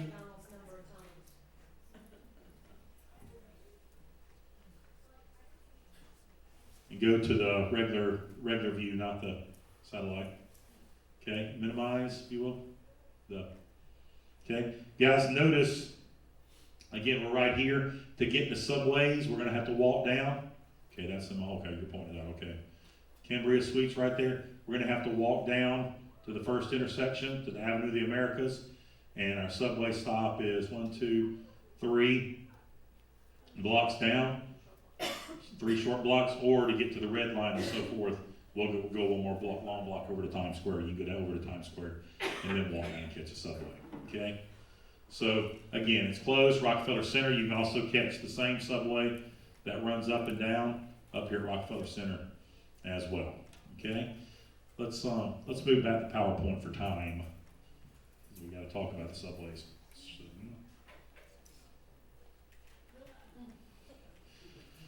All right, so sightseeing New York City. We're going to do a tour teams approach. Let's go ahead and click the next. Where'd it go? Something. Click it again. There we go. Okay. Prearranged teams. What we're going to do is put 4 to 10 students. We're going to let them sign up with their friends, and we're going to match them up with somewhere between 2 to 5 adults. Okay. Some teams may only have 2 adults and 3 or 4 or 5 students in it. Some teams may have 10 to 12 students. We may go as many as 12 and have 4 or 5 adults. Okay. We usually divvy adults up the same way that we do students. Notice on the questionnaire that I'm going to get you to fill out tonight, I'm going to ask you to put if you want your child in the group, or if there's somebody you want in your group, and so forth. Now, as far as the touring team's approach, you are the parents of that group while you're walking around. You're going to serve like their parents while you're walking around. Okay? Sometimes you may split, let's say there's a group of 12 or 10 students, and 4 or 5 adults, there's 15, the group may want to split in half. 4 or 5 may want to go here, and these 2 adults may say, hey, we want to go to Central Park. The others may say, we want to go south, we want to go and do this. That's fine too, okay? Y'all will sort of work that out amongst the tour teams. Again, common interest and attractions. We're asking you to put your common interest.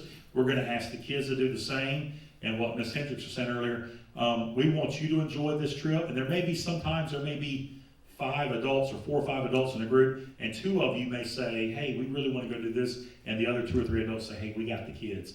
Y'all go have a good time. We'll meet y'all in about 3 hours or whatever.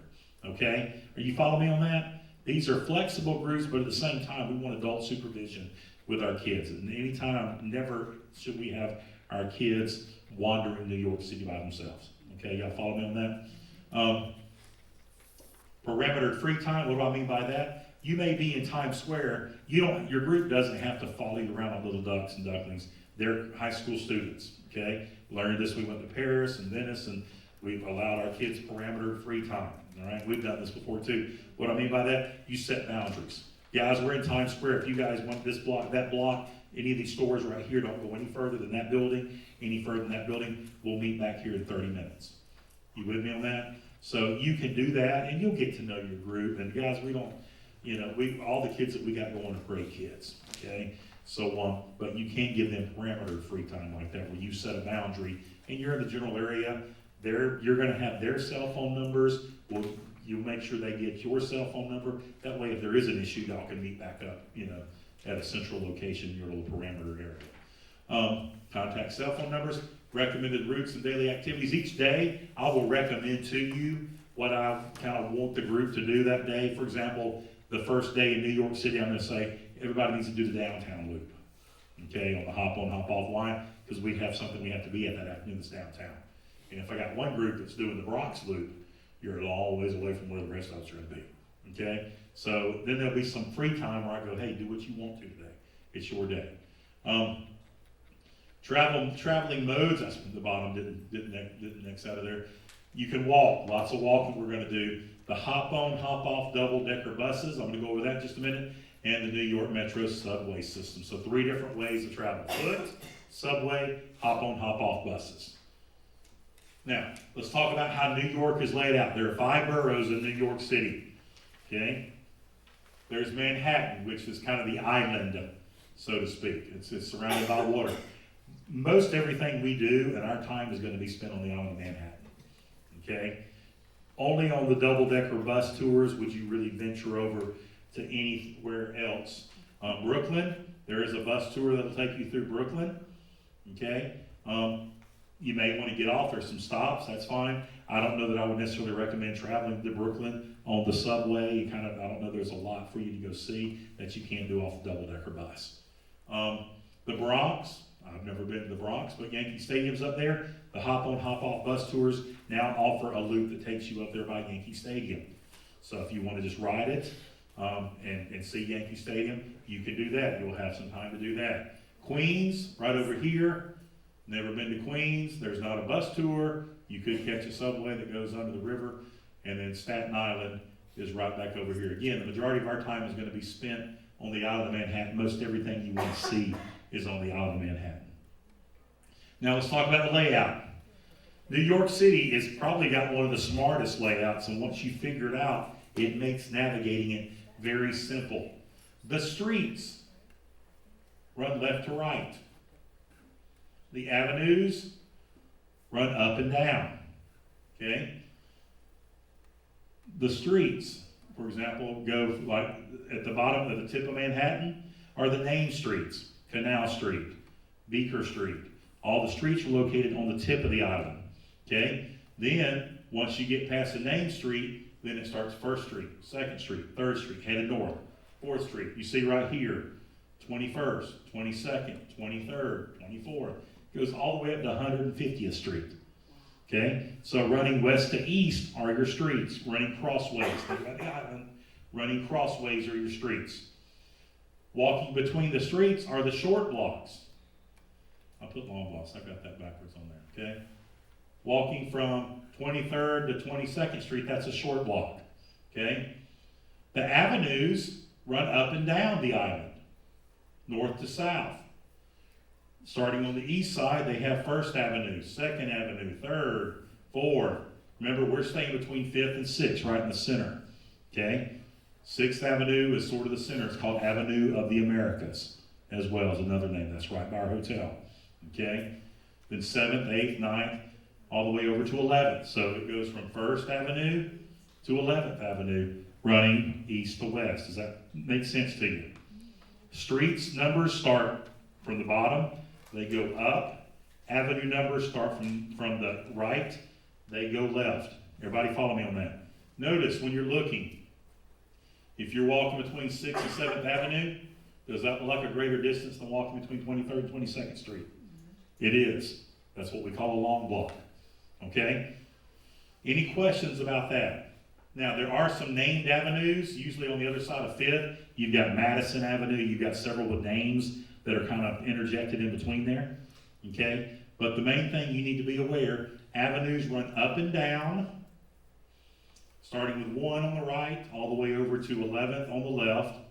The streets, the named ones are on the bottom of the island, and then it starts First Avenue all the way up to Harlem to 150, I'm sorry, First Street all the way up to 150th Street. Does that sort of make sense? You may not remember that, you're like, wait, which ones? Once you start looking at the map, you'll understand it, okay? Now, Manhattan is broken into 3 different towns, so to speak. What they call downtown, which is down, think about the island, north, south, down is on the bottom of the island. Downtown runs from the southern tip up to 31st Street. And you don't have to memorize that, it's not gonna be on the test later. Other stuff will be, but not that. Okay? Midtown is the center part, which actually butts up next to the bottom of Central Park down to 32nd Street. Okay? They consider that to be Midtown, and then everything from the bottom of Central Park up is considered Uptown. Okay, so downtown, 31st Street, okay? And then from 32nd Street to Central Park is Midtown, where we're staying, and then everything from the bottom of Central Park straight on up, and you can't see the top up here, but that's Harlem and 150th Street and all that is considered Uptown. Now, why is that important? Why do you think? The subway. You gotta know, am I going uptown? Am I going downtown? Okay? Again, it's an island. Up is north, down is south. Okay? So, let's move on. Manhattan's layout. There's some key streets that I want you to be aware of. And I tried to highlight these last night using paint, but 6th Avenue is also called Avenue of the Americas. See how it runs right down the center? See that? Now our hotel is right over in this area somewhere, right off Avenue of the Americas, the center avenue of the island. Okay? Street gone wild. Look at the yellow street, Broadway. It cuts across. You know how Times Square has a V, makes a V? That's because Broadway crosses. Does that make sense to you? Just the information you know, Broadway is a street gone wild. Other important streets, Canal Street, the light blue, I'm sorry, this looked a lot better on PowerPoint. Okay? Canal Street, it separates Little Italy and Chinatown. There's Little Italy, there's Chinatown. That's the one we were on that time. I told you I tried to quit my job. Okay? We were walking down Canal Street. At 5 o'clock, that area of town closes. Just so you know. Another important street to know is Houston. You can't see it. It's spelled like Houston. Houston Street. Okay? It's important because it's a neighborhood boundary. And once you get over Houston Street, that's where the numbers start. Houston is one of the last major street that goes all the way across the island. And then once you get north of Houston Street, then you got 1st Street, 2nd Street, all the way up. Okay? Just some general information. Again, not going to be on the test. But the named streets are down here. It's Houston and below. Then it starts 1st Street, 2nd Street, all the way up. All the way to 150th. Okay? Remember the avenues? 1st Avenue, 2nd Avenue. You've got some other, Madison Avenue. You can see how some of those are closer together. Those are named streets. But 5th Avenue, then 6th Avenue is the Avenue of the Americas, where we're staying on between 5th and 6th. And then 7th, 8th, 9th, and 10th. Okay? Has everybody sort of got their brain around that? Again, you don't have to have it memorized. Let's move on. Hop on, hop off buses. They look like that. They're double-decker buses. Okay? You can sit underneath. I'll be honest with you, you can't see anything. The windows have the screening stuff on it where you can't see inside. I mean, you can see out the windows. But the driver's like, if you'll look to the building to your right, you're like, all I can see is the 2nd floor. So you'll want to sit up top. Sometimes the front of the hop on, hop off buses will have a little bit of plastic, where some of it's got like a plastic top. You can see out. If it's cold, you may want to sit in that front part. But we're going to get 3-day passes for the hop on, hop off. Good for Monday, Tuesday, and Wednesday. Hop on, hop off means just that. You can get on and off the bus. It makes stops all along the route. Okay, at key locations, touristy locations. You and the group may want to get off and look around at that location, and then about every 25 to 30 minutes, it comes back there. It's important, though. They're going to get a ticket. You are too. They've got to hold on to it. So what we always do is we order neck wallets, and they look like this, and they can go around their neck, or probably need to go under their shirt. They can put their ticket in their neck wallet, tuck it back down in their shirt. They can't get on the bus without one. There's 12 of you in the group. One kid goes, I can't find my ticket. We spent $120 on their ticket. Okay? So you don't need to hold on to it. That's up to them. But they'll have neck bars. Thank you, Vanna. Thank you. Okay? Here's the cool thing. I love seeing New York City on the hop off, because there is a guide that narrates the tour on the bus that tells you the next stop coming up is this. They tell you the history. If you look at this building, okay, every bus you get on, you may get off the bus, you go on the next bus, there's a different tour guide on that bus that's telling you and sharing the script with you as you're going through. There's a driver down at the bottom, usually the tour guide sitting up top of the microphone talking to you, okay? It makes various stops on the tour. The buses run every 20 to 30 minutes, and they're using little signs. We're using New York City sightseeing, which is called Gray Line Tours. And you can tip if you want. What now? You can tip. And when you get off the bus, if it's a good tour guide, you may tip them. You don't have to, but you may tip them, okay? There are different tours. There's a downtown loop. If you were to ride, and most all these start at Times Square, it's a 2.5 hour plus loop. And of course, what do you mean by plus? It may have a little bit of traffic. It may take it 3 hours, okay? Or 2.5 to 3 hours is what I would count on. That loop runs from 8 to 6, and the buses, there's a new bus that comes along about every 20 to 25 minutes. There's an uptown loop that takes you from Times Square up around City Park, up through Harlem, okay? And back around City Park. It's a 2+ hour tour, 9 to 5. And the buses are a little bit further apart, 25 to 30 minutes. There's a Brooklyn loop. It takes you down from Times Square, across the Manhattan Bridge, into Brooklyn. It's an 1.5 plus hours, and it runs from 10 to 3, and the buses, again, come every 25 to 30 minutes. So you just wait at the sign and the bus comes. This is new, the Bronx loop. It's an 1.5 plus tour.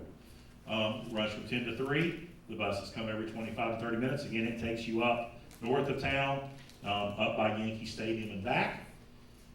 Whoa, what happened? Click it again. There we go. Something new that we didn't have last time. There's a ferry tour west of Times Square. There's over several big long blocks, but there's a ferry boat, a sightseeing boat through Gray Line Tours, and it takes you all the way down the west side, and it has some stops down at Battery Park. It has several stops along the coastline. It goes all the way around the tip of the island, underneath the big Manhattan Bridge, and so you can see the cityscape from the riverside, and takes you back around. Okay, it's part of your ticket. I would definitely encourage it. It goes by the Statue of Liberty. It goes by Ellis Island. Okay, ferry tour is 90 minutes long. The boat returns every 90 minutes. There's not multiple boats that I know of, and it's from 10 to 4. And every 25 to 30 minutes, it hits the different stops. Maybe there's more on boat. There's a nighttime tour that we will do on the last night together. It's an 1.5 hours. We catch it at Times Square. You don't get off the buses. It's not a hop on, hop off. It's a 1.5 hour tour that takes you through the city, takes you over into Brooklyn, and usually they'll stop right there on the side of the road. It's usually cold because it's at night, especially going across the bridge. But it gives you, it's a great opportunity to see the Manhattan skyline and take pictures at night, because it takes you over to Brooklyn, okay? And then they show you all the different nighttime scenes, all right? Click on that link real quick.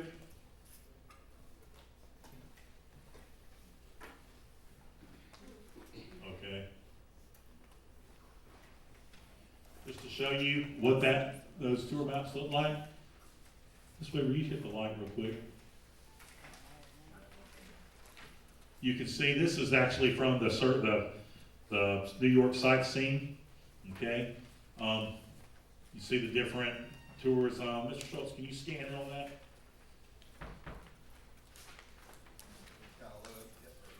Okay. You can see how the buses work. Like, for example, the green one right here. The green one is the downtown tour. Again, our hotel is right back over here. We catch the bus right there at number 1.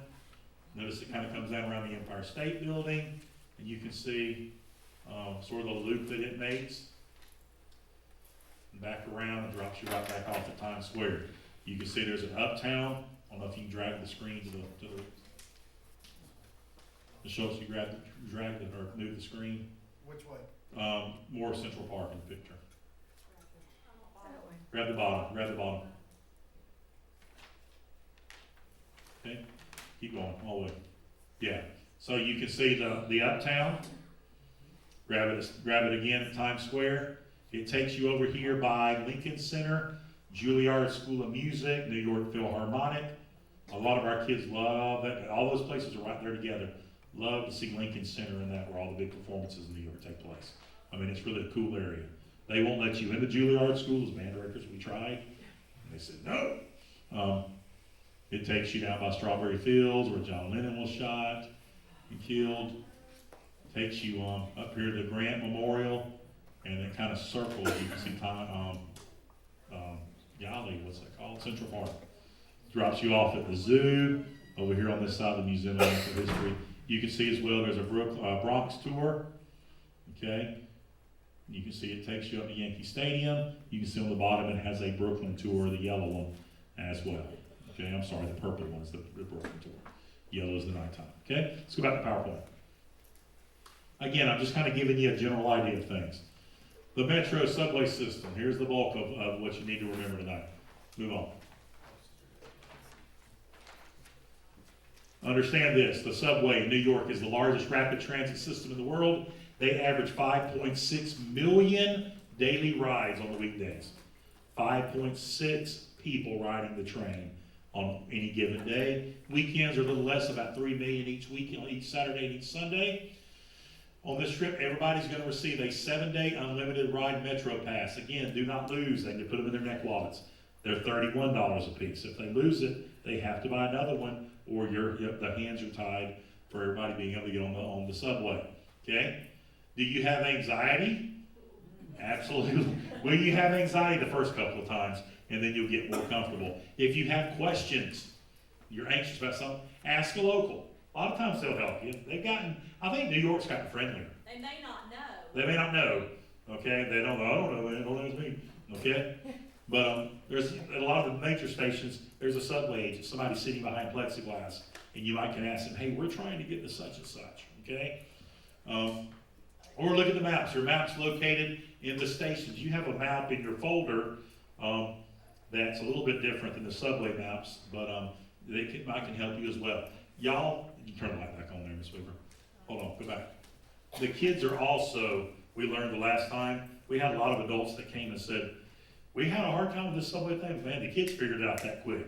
They're smart with that stuff. Apps on the phone. Yeah. Download those. Now understand this, and this a little bit later. The apps won't work underground unless they're downloaded on your phone, but you don't have to use a cell signal underground. Okay? Understand as well, as Ms. Weaver said, they can become extremely crowded at rush hour, especially trains that are exiting Midtown.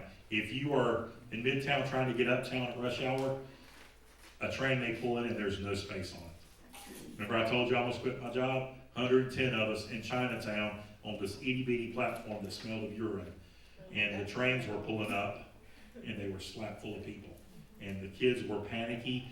They were all like, you know, I'm panicky, okay? What do? We gotta get 110 people on the train and back to where we came from, okay? Stand on the right. Okay, so they become extremely crowded. Now, general rules about the subway. Stay calm, don't panic, okay? Especially if things are busy, step off to the side, figure out what's gonna get them up by the walls, because people are gonna be bustling by. They got places to be, okay? Stay behind the yellow line. There's a big yellow line, and you can sort of see it right here by the train. Stay behind it. Well, that's for safety. There's electricity running through these things. There are trains that are going zoom and flying in and quickly stopping. Okay, so keep her behind the yellow line. When the doors open, allow people to exit the train first, and then quickly move in. Don't try to rush the train when people are moving out. Okay, it's going to make the situation worse. Most of the time, when the trains pull up, everybody kind of leaves an open gap. Everybody exits, and then from both sides, they rush into the train. Okay, they don't wait for you most of the time. The trains, they bing, and everybody better be on board. If you're on the train, this is primarily for the kids. I know some of us consider ourselves elderly. Okay, elderly, pregnant women, so forth. If you've got a seat and the train's crowded, okay. You know, help those folks out. Moving on. understand this, if you need a seat, you're going back from down at Battery Park and you're heading back to Times Square and you're exhausted in the group, there are more seats available at the front and the rear of the trains. Why? Because the stations, when you come down the steps and through the gates, put you at the middle of the train, and most folks are trying to take the least amount of steps that they want to, the busy folks. So if you want to go to the end of the train or the front of the train, you may find more cars that have more room, okay? Don't put your arm in the doors, keep them closing, you may draw back a nub, okay? Just wait for the next train if it's one of those things. Now, make sure as well that everybody in your group knows your travel plans and have a plan in case you accidentally get separated. So make sure everybody knows what you're doing. Guys, we're getting on the number 1, the number 2, and we're going to 42nd Street, okay? And if we were to get separated, if anybody gets separated, Mr. Talbert at the next stop will step off and meet you there, so make sure you get off. Does that make sense? Have a plan, especially if things are hectic. Some of the stations won't be hectic, some will be, okay? Know that cell phones usually don't work in the subway systems. Let's move on.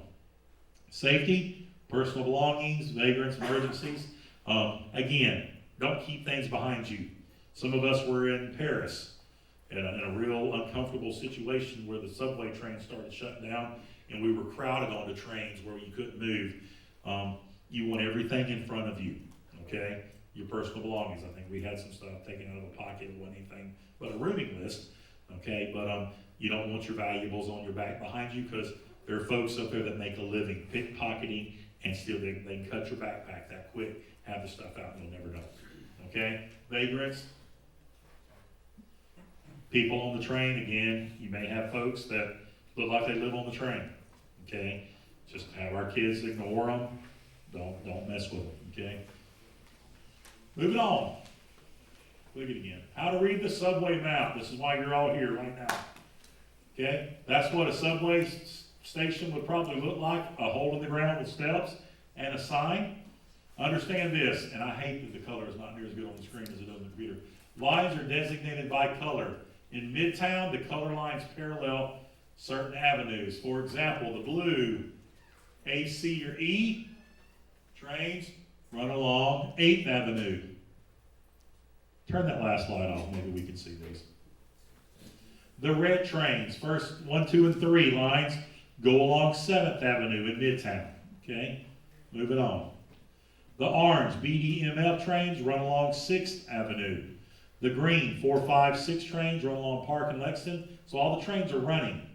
Okay, so understand, you're going to see a subway map in a minute. You'll see that. The blue, red, orange, green. Okay, pay attention to numbers and letters. Notice it's a red 1, a red 9. And I've got a handout we'll look at here in your folders in just a minute. Move on. Know your direction. Are you going uptown, which sometimes we'll say it's Bronx bound or Queens bound? See, for example, uptown and the Bronx only. That train's headed north. You go down those steps, you're going to be on the side of the platform that's going to take you north. The downtowns will say downtown or Brooklyn bound. Okay?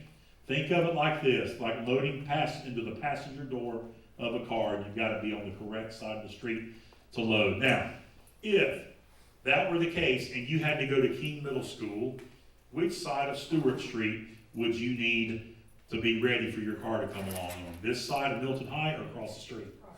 Across the street. If you were going to Burger King, which side would you need to be on? This side. It's the same way with the subways in most situations. Okay?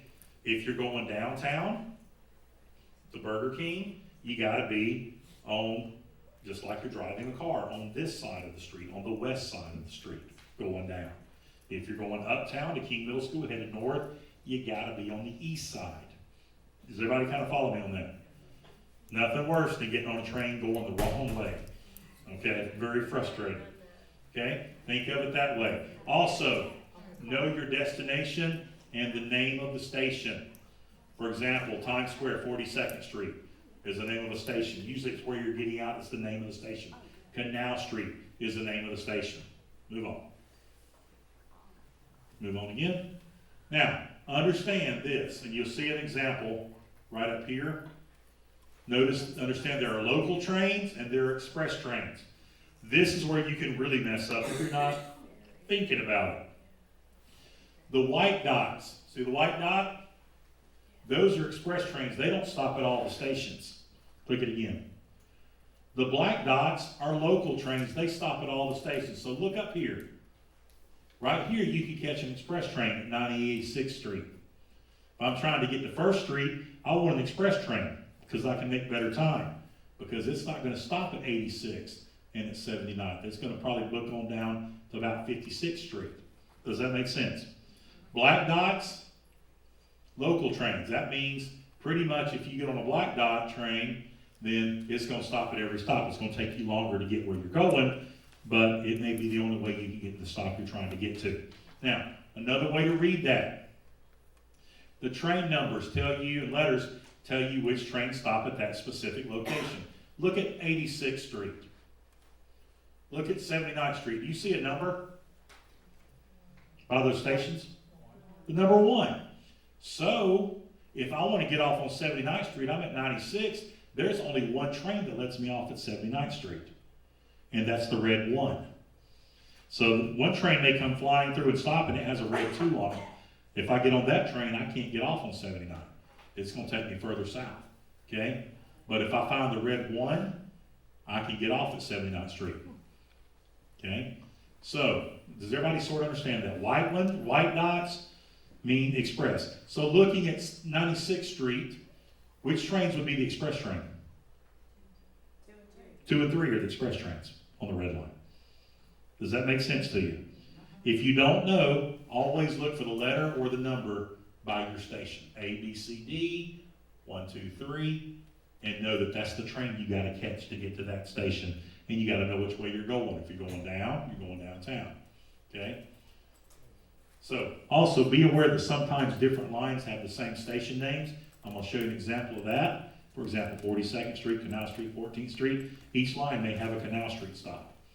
Some stations have pedestrian tunnels where you can walk from the red line to the blue line, where you don't even have to go up on the street level. You can just hit the tunnel and go underneath the building. Now, let me give you some examples of that. Express and local trains. Okay, you look right there. Actually, let's look down here at 116th Street. Who can tell me what the local trains are on the orange line? B and C. Okay, so if I'm at 116 and I want to get down here to the Museum of Natural History, I need to catch the B or the C train. Okay, what happens if I get on the A train? I'm gonna miss it. I'm gonna go all the way down to Columbus Circle. I'm gonna miss it. Because see the white dot? See the A? See the white dot? So if I catch the A train, okay, so you don't want to take the A train. That's a jazz term, by the way. So, yeah. So the B and C. Now, I'm trying to book down from 125th Street to Columbus Circle. Take the A train. Or take the D train. See the A and the D both run there. Does everybody follow me on that? Look over here, pedestrian walkways. See the purple, the black line drawn in between? That's taking me from the orange over to the green. That's a pedestrian walkway. So when I get off at the orange, if I need to go catch the green to head down to where I'm going, I know that there's an underground walkway that I can take a quick route to get me through. You'll see it over here between the blue and the red. See that black line right there? There's a pedestrian walkway that I can go underground to get to. You see it right here on the red to the orange. If I get off right here at 14th Street, I need to get on the orange line because it's going to take me up here and over. Then there's a pedestrian walkway. Everybody see those black lines right in between the stations? That's what that means. Let's say that your group splits up and y'all go, hey guys, we're going to go to Chinatown later. Let's meet down at the Canal Street subway station. Great. Everybody gets down there and you go, where are you guys? We don't see you. We're at the subway station. Where are you? There could be a reason for that. They may have taken the red line and they're standing right here. You may have taken the yellow line and you're standing over here. Understand that when you're communicating, that you need to be clear of what line you're on, what color line you're on as well. Everybody follow me. Notice Canal Street station for the red line, Canal Street for the blue line, Canal Street for the yellow line, Canal Street for the green and for the brown. Everybody see that? And so that puts you right there at Chinatown, okay? Walking. Again, let me remind you, the streets run east to west or west to east, crossways, okay? Streets, going from First Street to Second Street are short blocks, okay? 20 of those blocks equal a mile, just so you know. So you're 20 blocks away. Hey guys, you wanna walk it? It's about a mile to get there, okay? One block, about 2 minutes walking time. So it's gonna take you about, how many minutes is that? 40 minutes? Okay, so average walking time in New York, 1 block for the streets is about 2 minutes. Avenues, remember, run up and down. And if you're walking between avenues, they're 3 times longer than walking between streets. So they're 3 times wider. So blocks between avenues 3 times wider, about 6.5 blocks equal a mile. I think there's only 9 avenues across. Okay. Of course, you've got the Madison Avenue, you got those other avenues. Average walking time from avenue to avenue is about 6 minutes. Remember, use crosswalks, stay out of traffic. They will run you over in New York City. Use the crosswalks. Kids can't jaywalk in New York City, they'll get run over. Okay, especially on the big highways. So remember that. Moving on.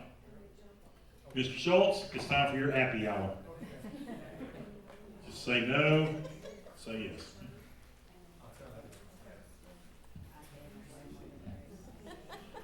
All right, before I start talking about this, y'all need to stand up and stretch. Go ahead, do that.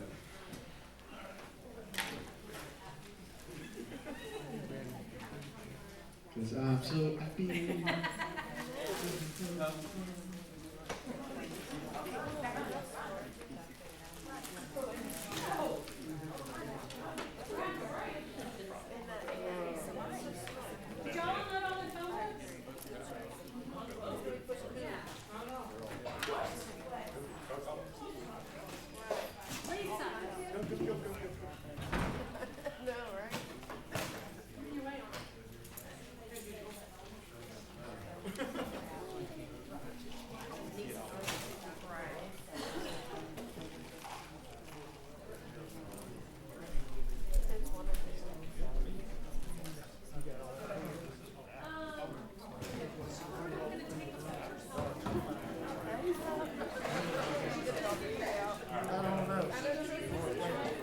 All right, guys, we're going to consider this a gush and go. Hey, I'm giving you more of a break than I usually do.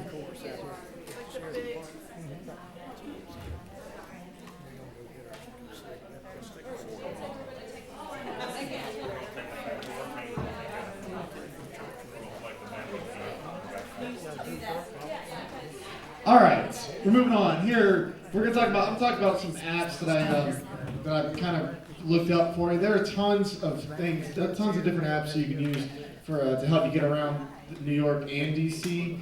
But these are the ones that I think are going to be the most helpful. And I kind of researched and did some Googling, and these are the top ones that you can see. So the first one you see, where's Waldo and how do I get to him? AKA navigation. Google Maps is going to be your friend. Google Maps, if you don't have that on your phone, I would get that. I know Apple has one too. What's great about Google Maps is you can click on a metro station on their map, and it'll tell you exactly what line goes through, exactly what number or letter train that is, will hit that. You can also set a destination from wherever you're going and set it to transit, and it'll tell you what transit line you need to take. It'll even tell you what bus line or even a taxi if you so choose that route. Transit. The next one is called Transit app. That one did. I had to do a little bit of studying on there. That is a good app once you figure out how it works. Well, it was voted one of the best ones from New York Times. And that tells you in real time, it'll tell you where the train is at a certain station, what time it's going to be at this station. If you need to go, how to go from point A to point B, it'll tell you, give you exact times and all that. Just an all-around great app. The next one will definitely be your friend for life's little emergencies. Toilet Finder. That is a great app. It even works here in Milton. Yeah, we have a toilet that shows up on it. Rest area. The rest area, yeah. So what this tells you all the available public restrooms in New York. Now, it can tell you, you can click any one of them around you, and it'll tell you whether it's free or not. It does have that on there. It'll tell you where it is and how to get to it and all that good stuff. I mean, it's very, very good app to have. Just like we said, if you stop anywhere, if you stop to eat anywhere, you need to use the facilities before you leave. Whether you have to or you don't, you're gonna need to. Okay, moving on. Oh wait, go back real quick. Go back. Did y'all find Waldo? He's there. Waldo, did y'all find him? You see him? Yeah, there he is. right above people there. All right, next. Now you know where to go. Well, where are you going to eat? What's the best places to eat? Jan gave you a whole good list right there, but if you want an expanded list, you got these two great apps, TripAdvisor and Yelp. I always use TripAdvisor. Tells you can set both of these apps. You can set a ranking from best restaurant to whatever, or you can set it by distance. You can read reviews and everything. I'm sure y'all have used these, but if you haven't, I would check them out. They're even useful here. Go back. With Yelp, it has a little bit more options to choose from than TripAdvisor. TripAdvisor is an all-around travel app, whereas Yelp is specifics. You want to go to a good coffee shop, you can click a filter for that. You want to know a good beer pub, a good pub or something. You want to you can check a box for that. TripAdvisor has filters too, though. Yeah, TripAdvisor has filters. By the way, that little picture right there of the sandwich, that's from Katz's Delicatessen. Next. Nope, next. You went back. There you go. All right. Now you're full. Now what? What to do? Well, these two apps right here, one for Washington, D.C. and one for New York, are really great. This one for Washington, D.C. is from the National Park Service itself. You can download this, and as you go on the tour, as you're walking around the National Mall, you can, there's little points that you can click in there and tell you all the information about the memorial and what's in this place to do. It actually also has a suggested walking path should you as you're going from building to building in the Smithsonian, where to go, where to start. It's really cool app. New York My Way is pretty much the app for all apps of New York. It tells you what's going on, where to go to see this. Sometimes it'll tell you what's being filmed. There's a lot of movies that are made in New York City, and this app can tell you where they are if there's one happening. So just some great apps. You can look those up on your own just to get you ready. There's a whole lot of tons of other ones. By the way, I am going to be putting this PowerPoint up on our website too in the end. So don't think that you have to jot everything down really fast. Next, I think that was it. MiltonHighSchoolBand.com. Milton High School Band, all spelled out. Now, we get to New York City on Sunday night. We go to top of the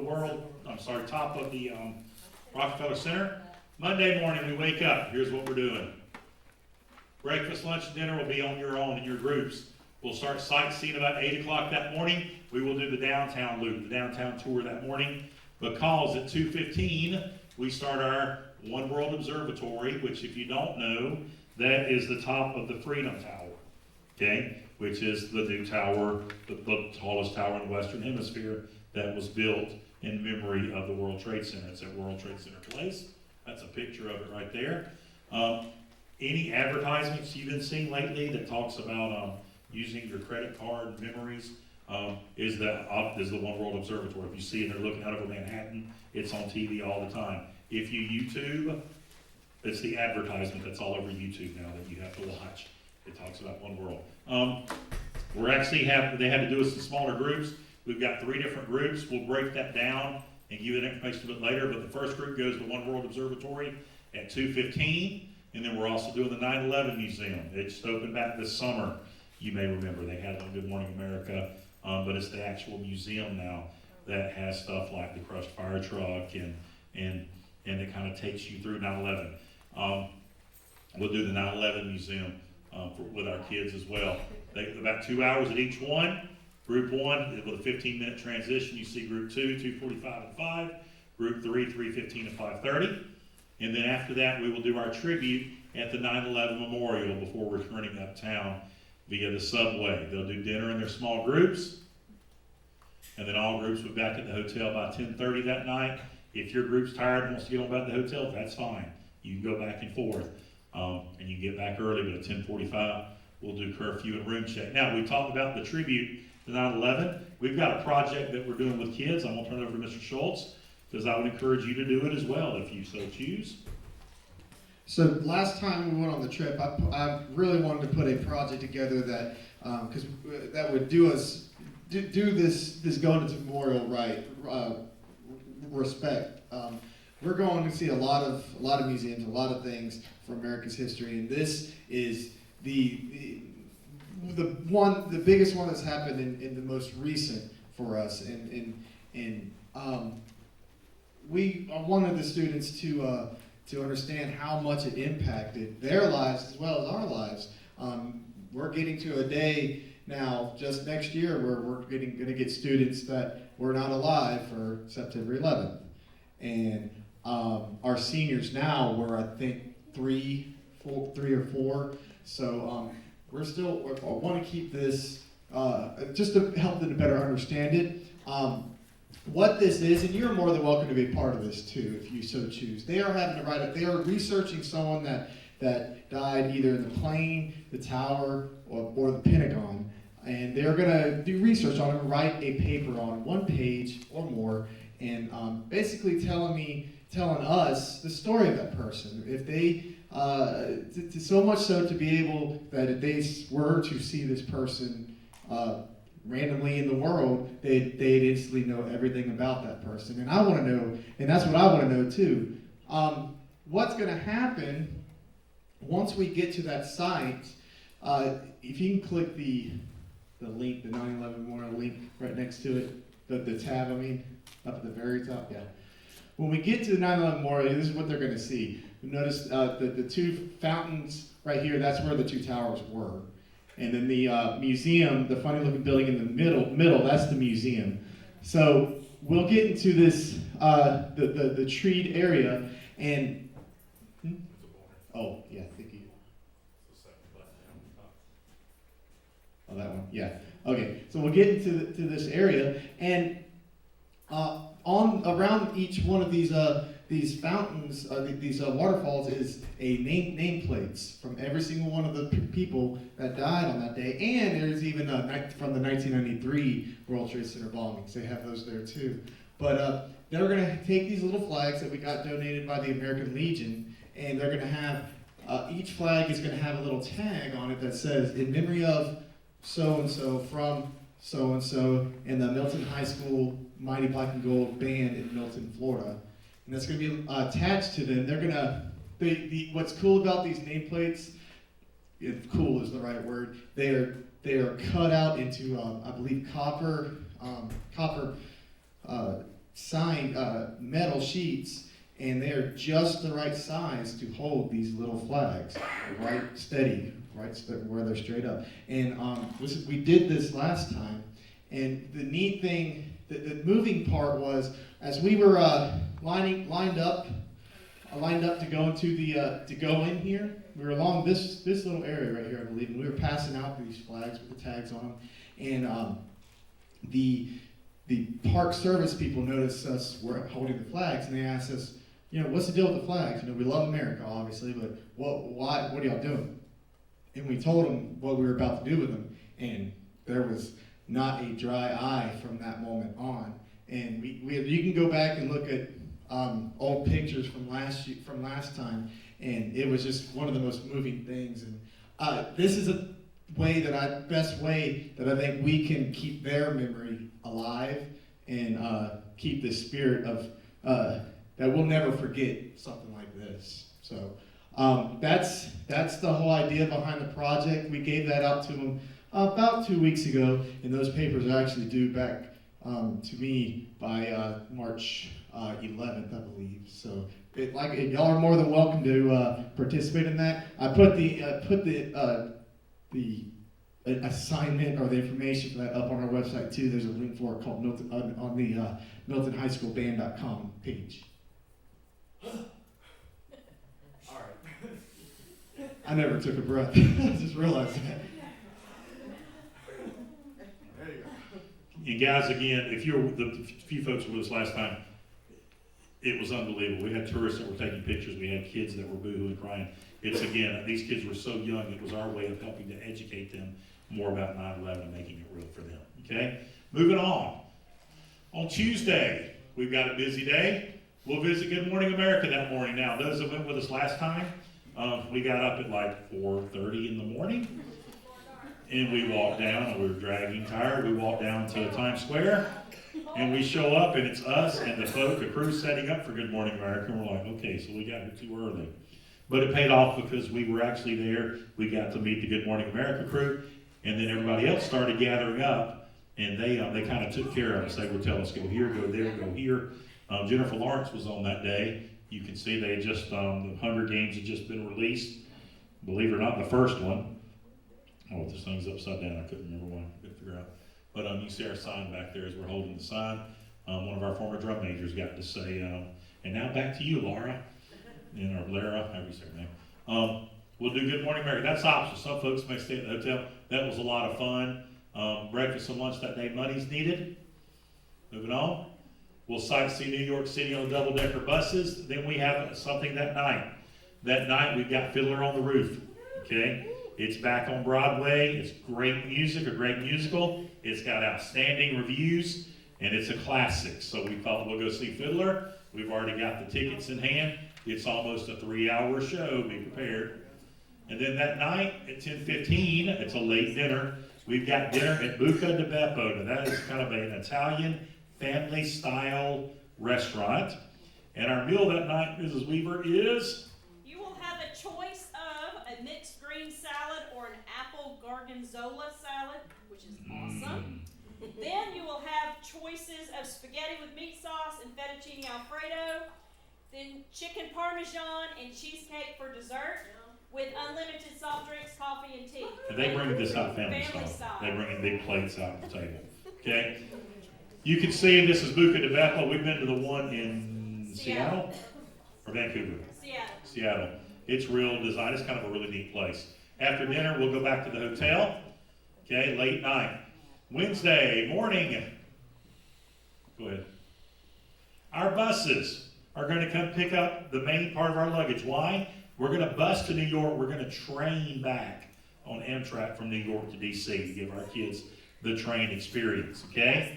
So, what we're recommending to kids is you're going to have your clothes on for Wednesday. You need to keep your clothes that you're going to need for Thursday. Perhaps just a backpack might be pretty good. If you need as an adult, if you need a small piece of luggage, it has to meet the Amtrak specifications, which we gave out at the first trip meeting. Okay? All they're going to need is clothes for Thursday, and that's it with them. The buses are going to pick up our luggage, then they're going to head back to Washington, D.C.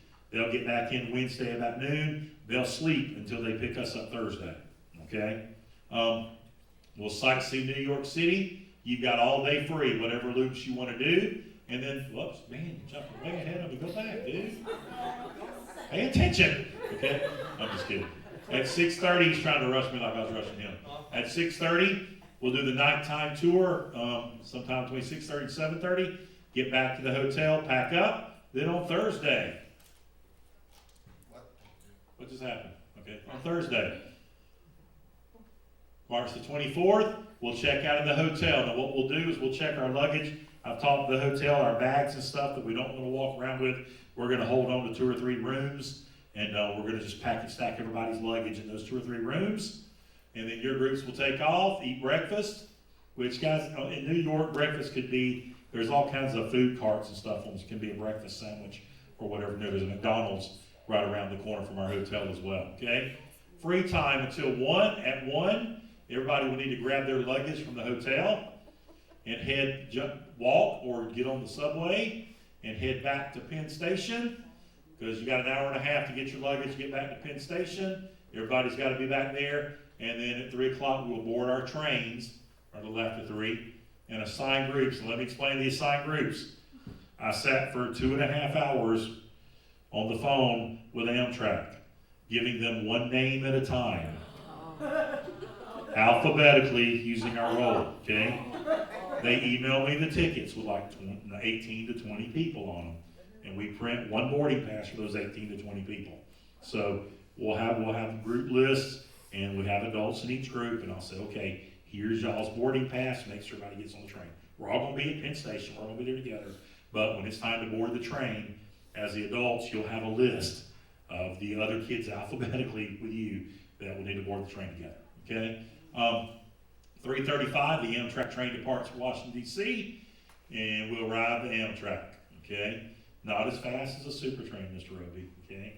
They got up 200 miles per hour in Europe while I slept. You guys kept waking me up. Hey, we're going 200, okay? 7 o'clock, we get to Union Station. We'll grab dinner at the food court there at Union Station, which is a very eclectic food court, okay? All kinds of international foods. 8:30, we will load the buses. We will head for Milton, Florida. That is our bus ride coming back home, okay? Moving on. On Friday, 7:30, we were trying to find somewhere for a breakfast buffet in Montgomery, but we couldn't find anywhere. The Golden Corral is no longer in business, okay? They don't open on Fridays. Oh, that's what it was, yeah, they don't open on Fridays, never mind, okay? And the other place, Ryan's didn't open on Friday mornings for breakfast either. So what we're gonna do, we figured, well, it'll put us home quicker. We're gonna pick up Chick-fil-A biscuits in Montgomery, throw them out in the buses, and keep booking. Y'all good with that? Okay. We're gonna be ready to get home. About 11 o'clock, Friday morning, Good Friday, pull into Milton High School, unload, go home. We'll be back home, okay? Any questions about the itinerary and the trip? Moving on, other important information. Luggage sizes, if you did not get that first handout that talks about the luggage sizes for the train, we've got that. Guys, again, I would encourage you, don't do like the Weavers did in Europe, don't bring walk-in closets, okay? Think about your clothes, think about clothes that you can layer, and we don't know what the temperature is gonna be. Chances are it'll still be cool in March, but clothes that you can layer and take off during the day. I told you about the group photo, I told you about medications and band banks. If you still owe payments, you may be glad to know Mr. Schultz set this up with our Band Parent Association last week, but now through Charms, we can accept credit cards through the Charms account, okay? We did it through our Band Parent Association. We got it, so credit card via Charms, so if you need to pay that trip off, we were doing credit cards, but they were having to bring in the swipe thing and do it that way with the booster. So the boosters will take care of that with us now. There is a questionnaire in your folder. If you can get that filled out, if you don't leave it with us today, if you can get it to us by tomorrow, Monday at the latest, please do that. Go ahead and turn one of the middle of the backlight on, Ms. Weaver. Now, look in your folder real quick. Go ahead and turn. Yeah, that's good. That's good. Look in your folder real quick. Find your itinerary. Well, find your questionnaire and find your itinerary. Questionnaire has got color I love New York at the top. That's what we need you to kind of fill out. You'll see some of the questions on there. Ms. Weaver, anything you want to say about the questionnaire? Okay. If you kind of get that filled out, get it back to us by next Monday. Notice on the back of your itinerary, flip your itinerary over. On that, I need all of you, if you will, to sign up on our Remind app. Remind is a teacher texting system where I can text you, Mr. Schultz can text you. You can't text us back. It's a group text that we will use for trip adults where we can send you information even as we're getting ready to go.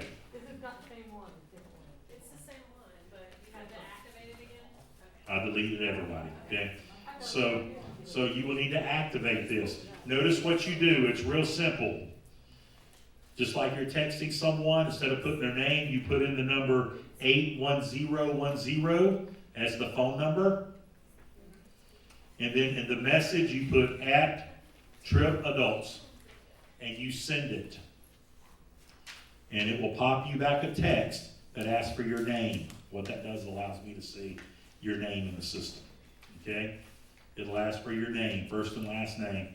And then what happens on the trip, let's say we're in New York, I need to get information out to everybody. I can go into the Remind system, or Mr. Schultz can, we both have access, and we can send a group text to you, okay? Again, it's not one of those where you can text us back. You'll have my cell phone where you can text me back, but we don't have 15 people all sending messages to each other, and your phone's going ding, ding, ding, ding, ding, ding, ding, ding, ding.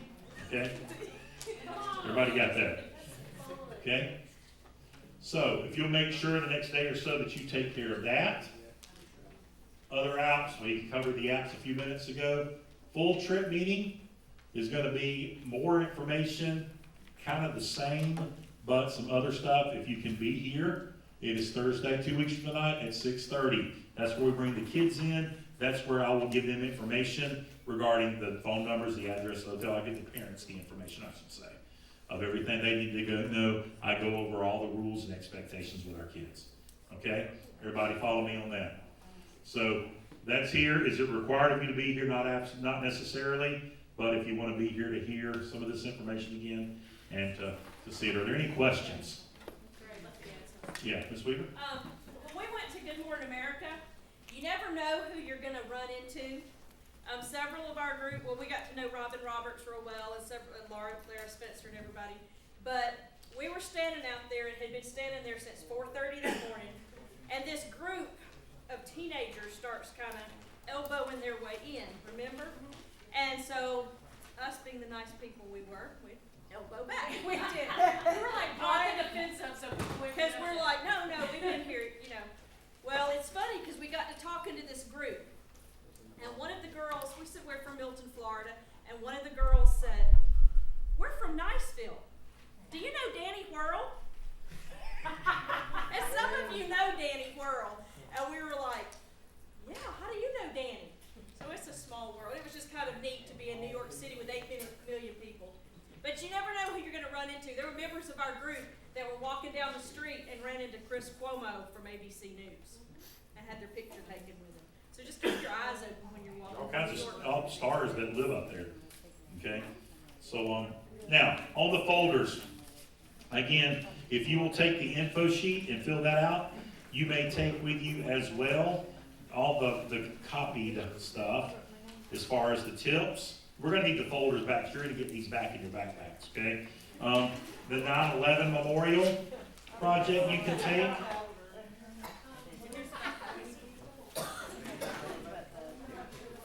And the map, the colored subway maps. My notes are on my folder. Oh, no. No, what I need is the folder. Yeah, I need and I should have told you that at the beginning. I need the folder and the mount goodie thing. We do those back then. Yeah, just we can have the papers. You can have all the papers, yes. Okay. But the mounts and stuff, and I would say you could take them, but then we're not gonna know who takes them, who doesn't, and so we get ready to distribute all the stuff. There are things you're getting the kids aren't getting. Does that make sense?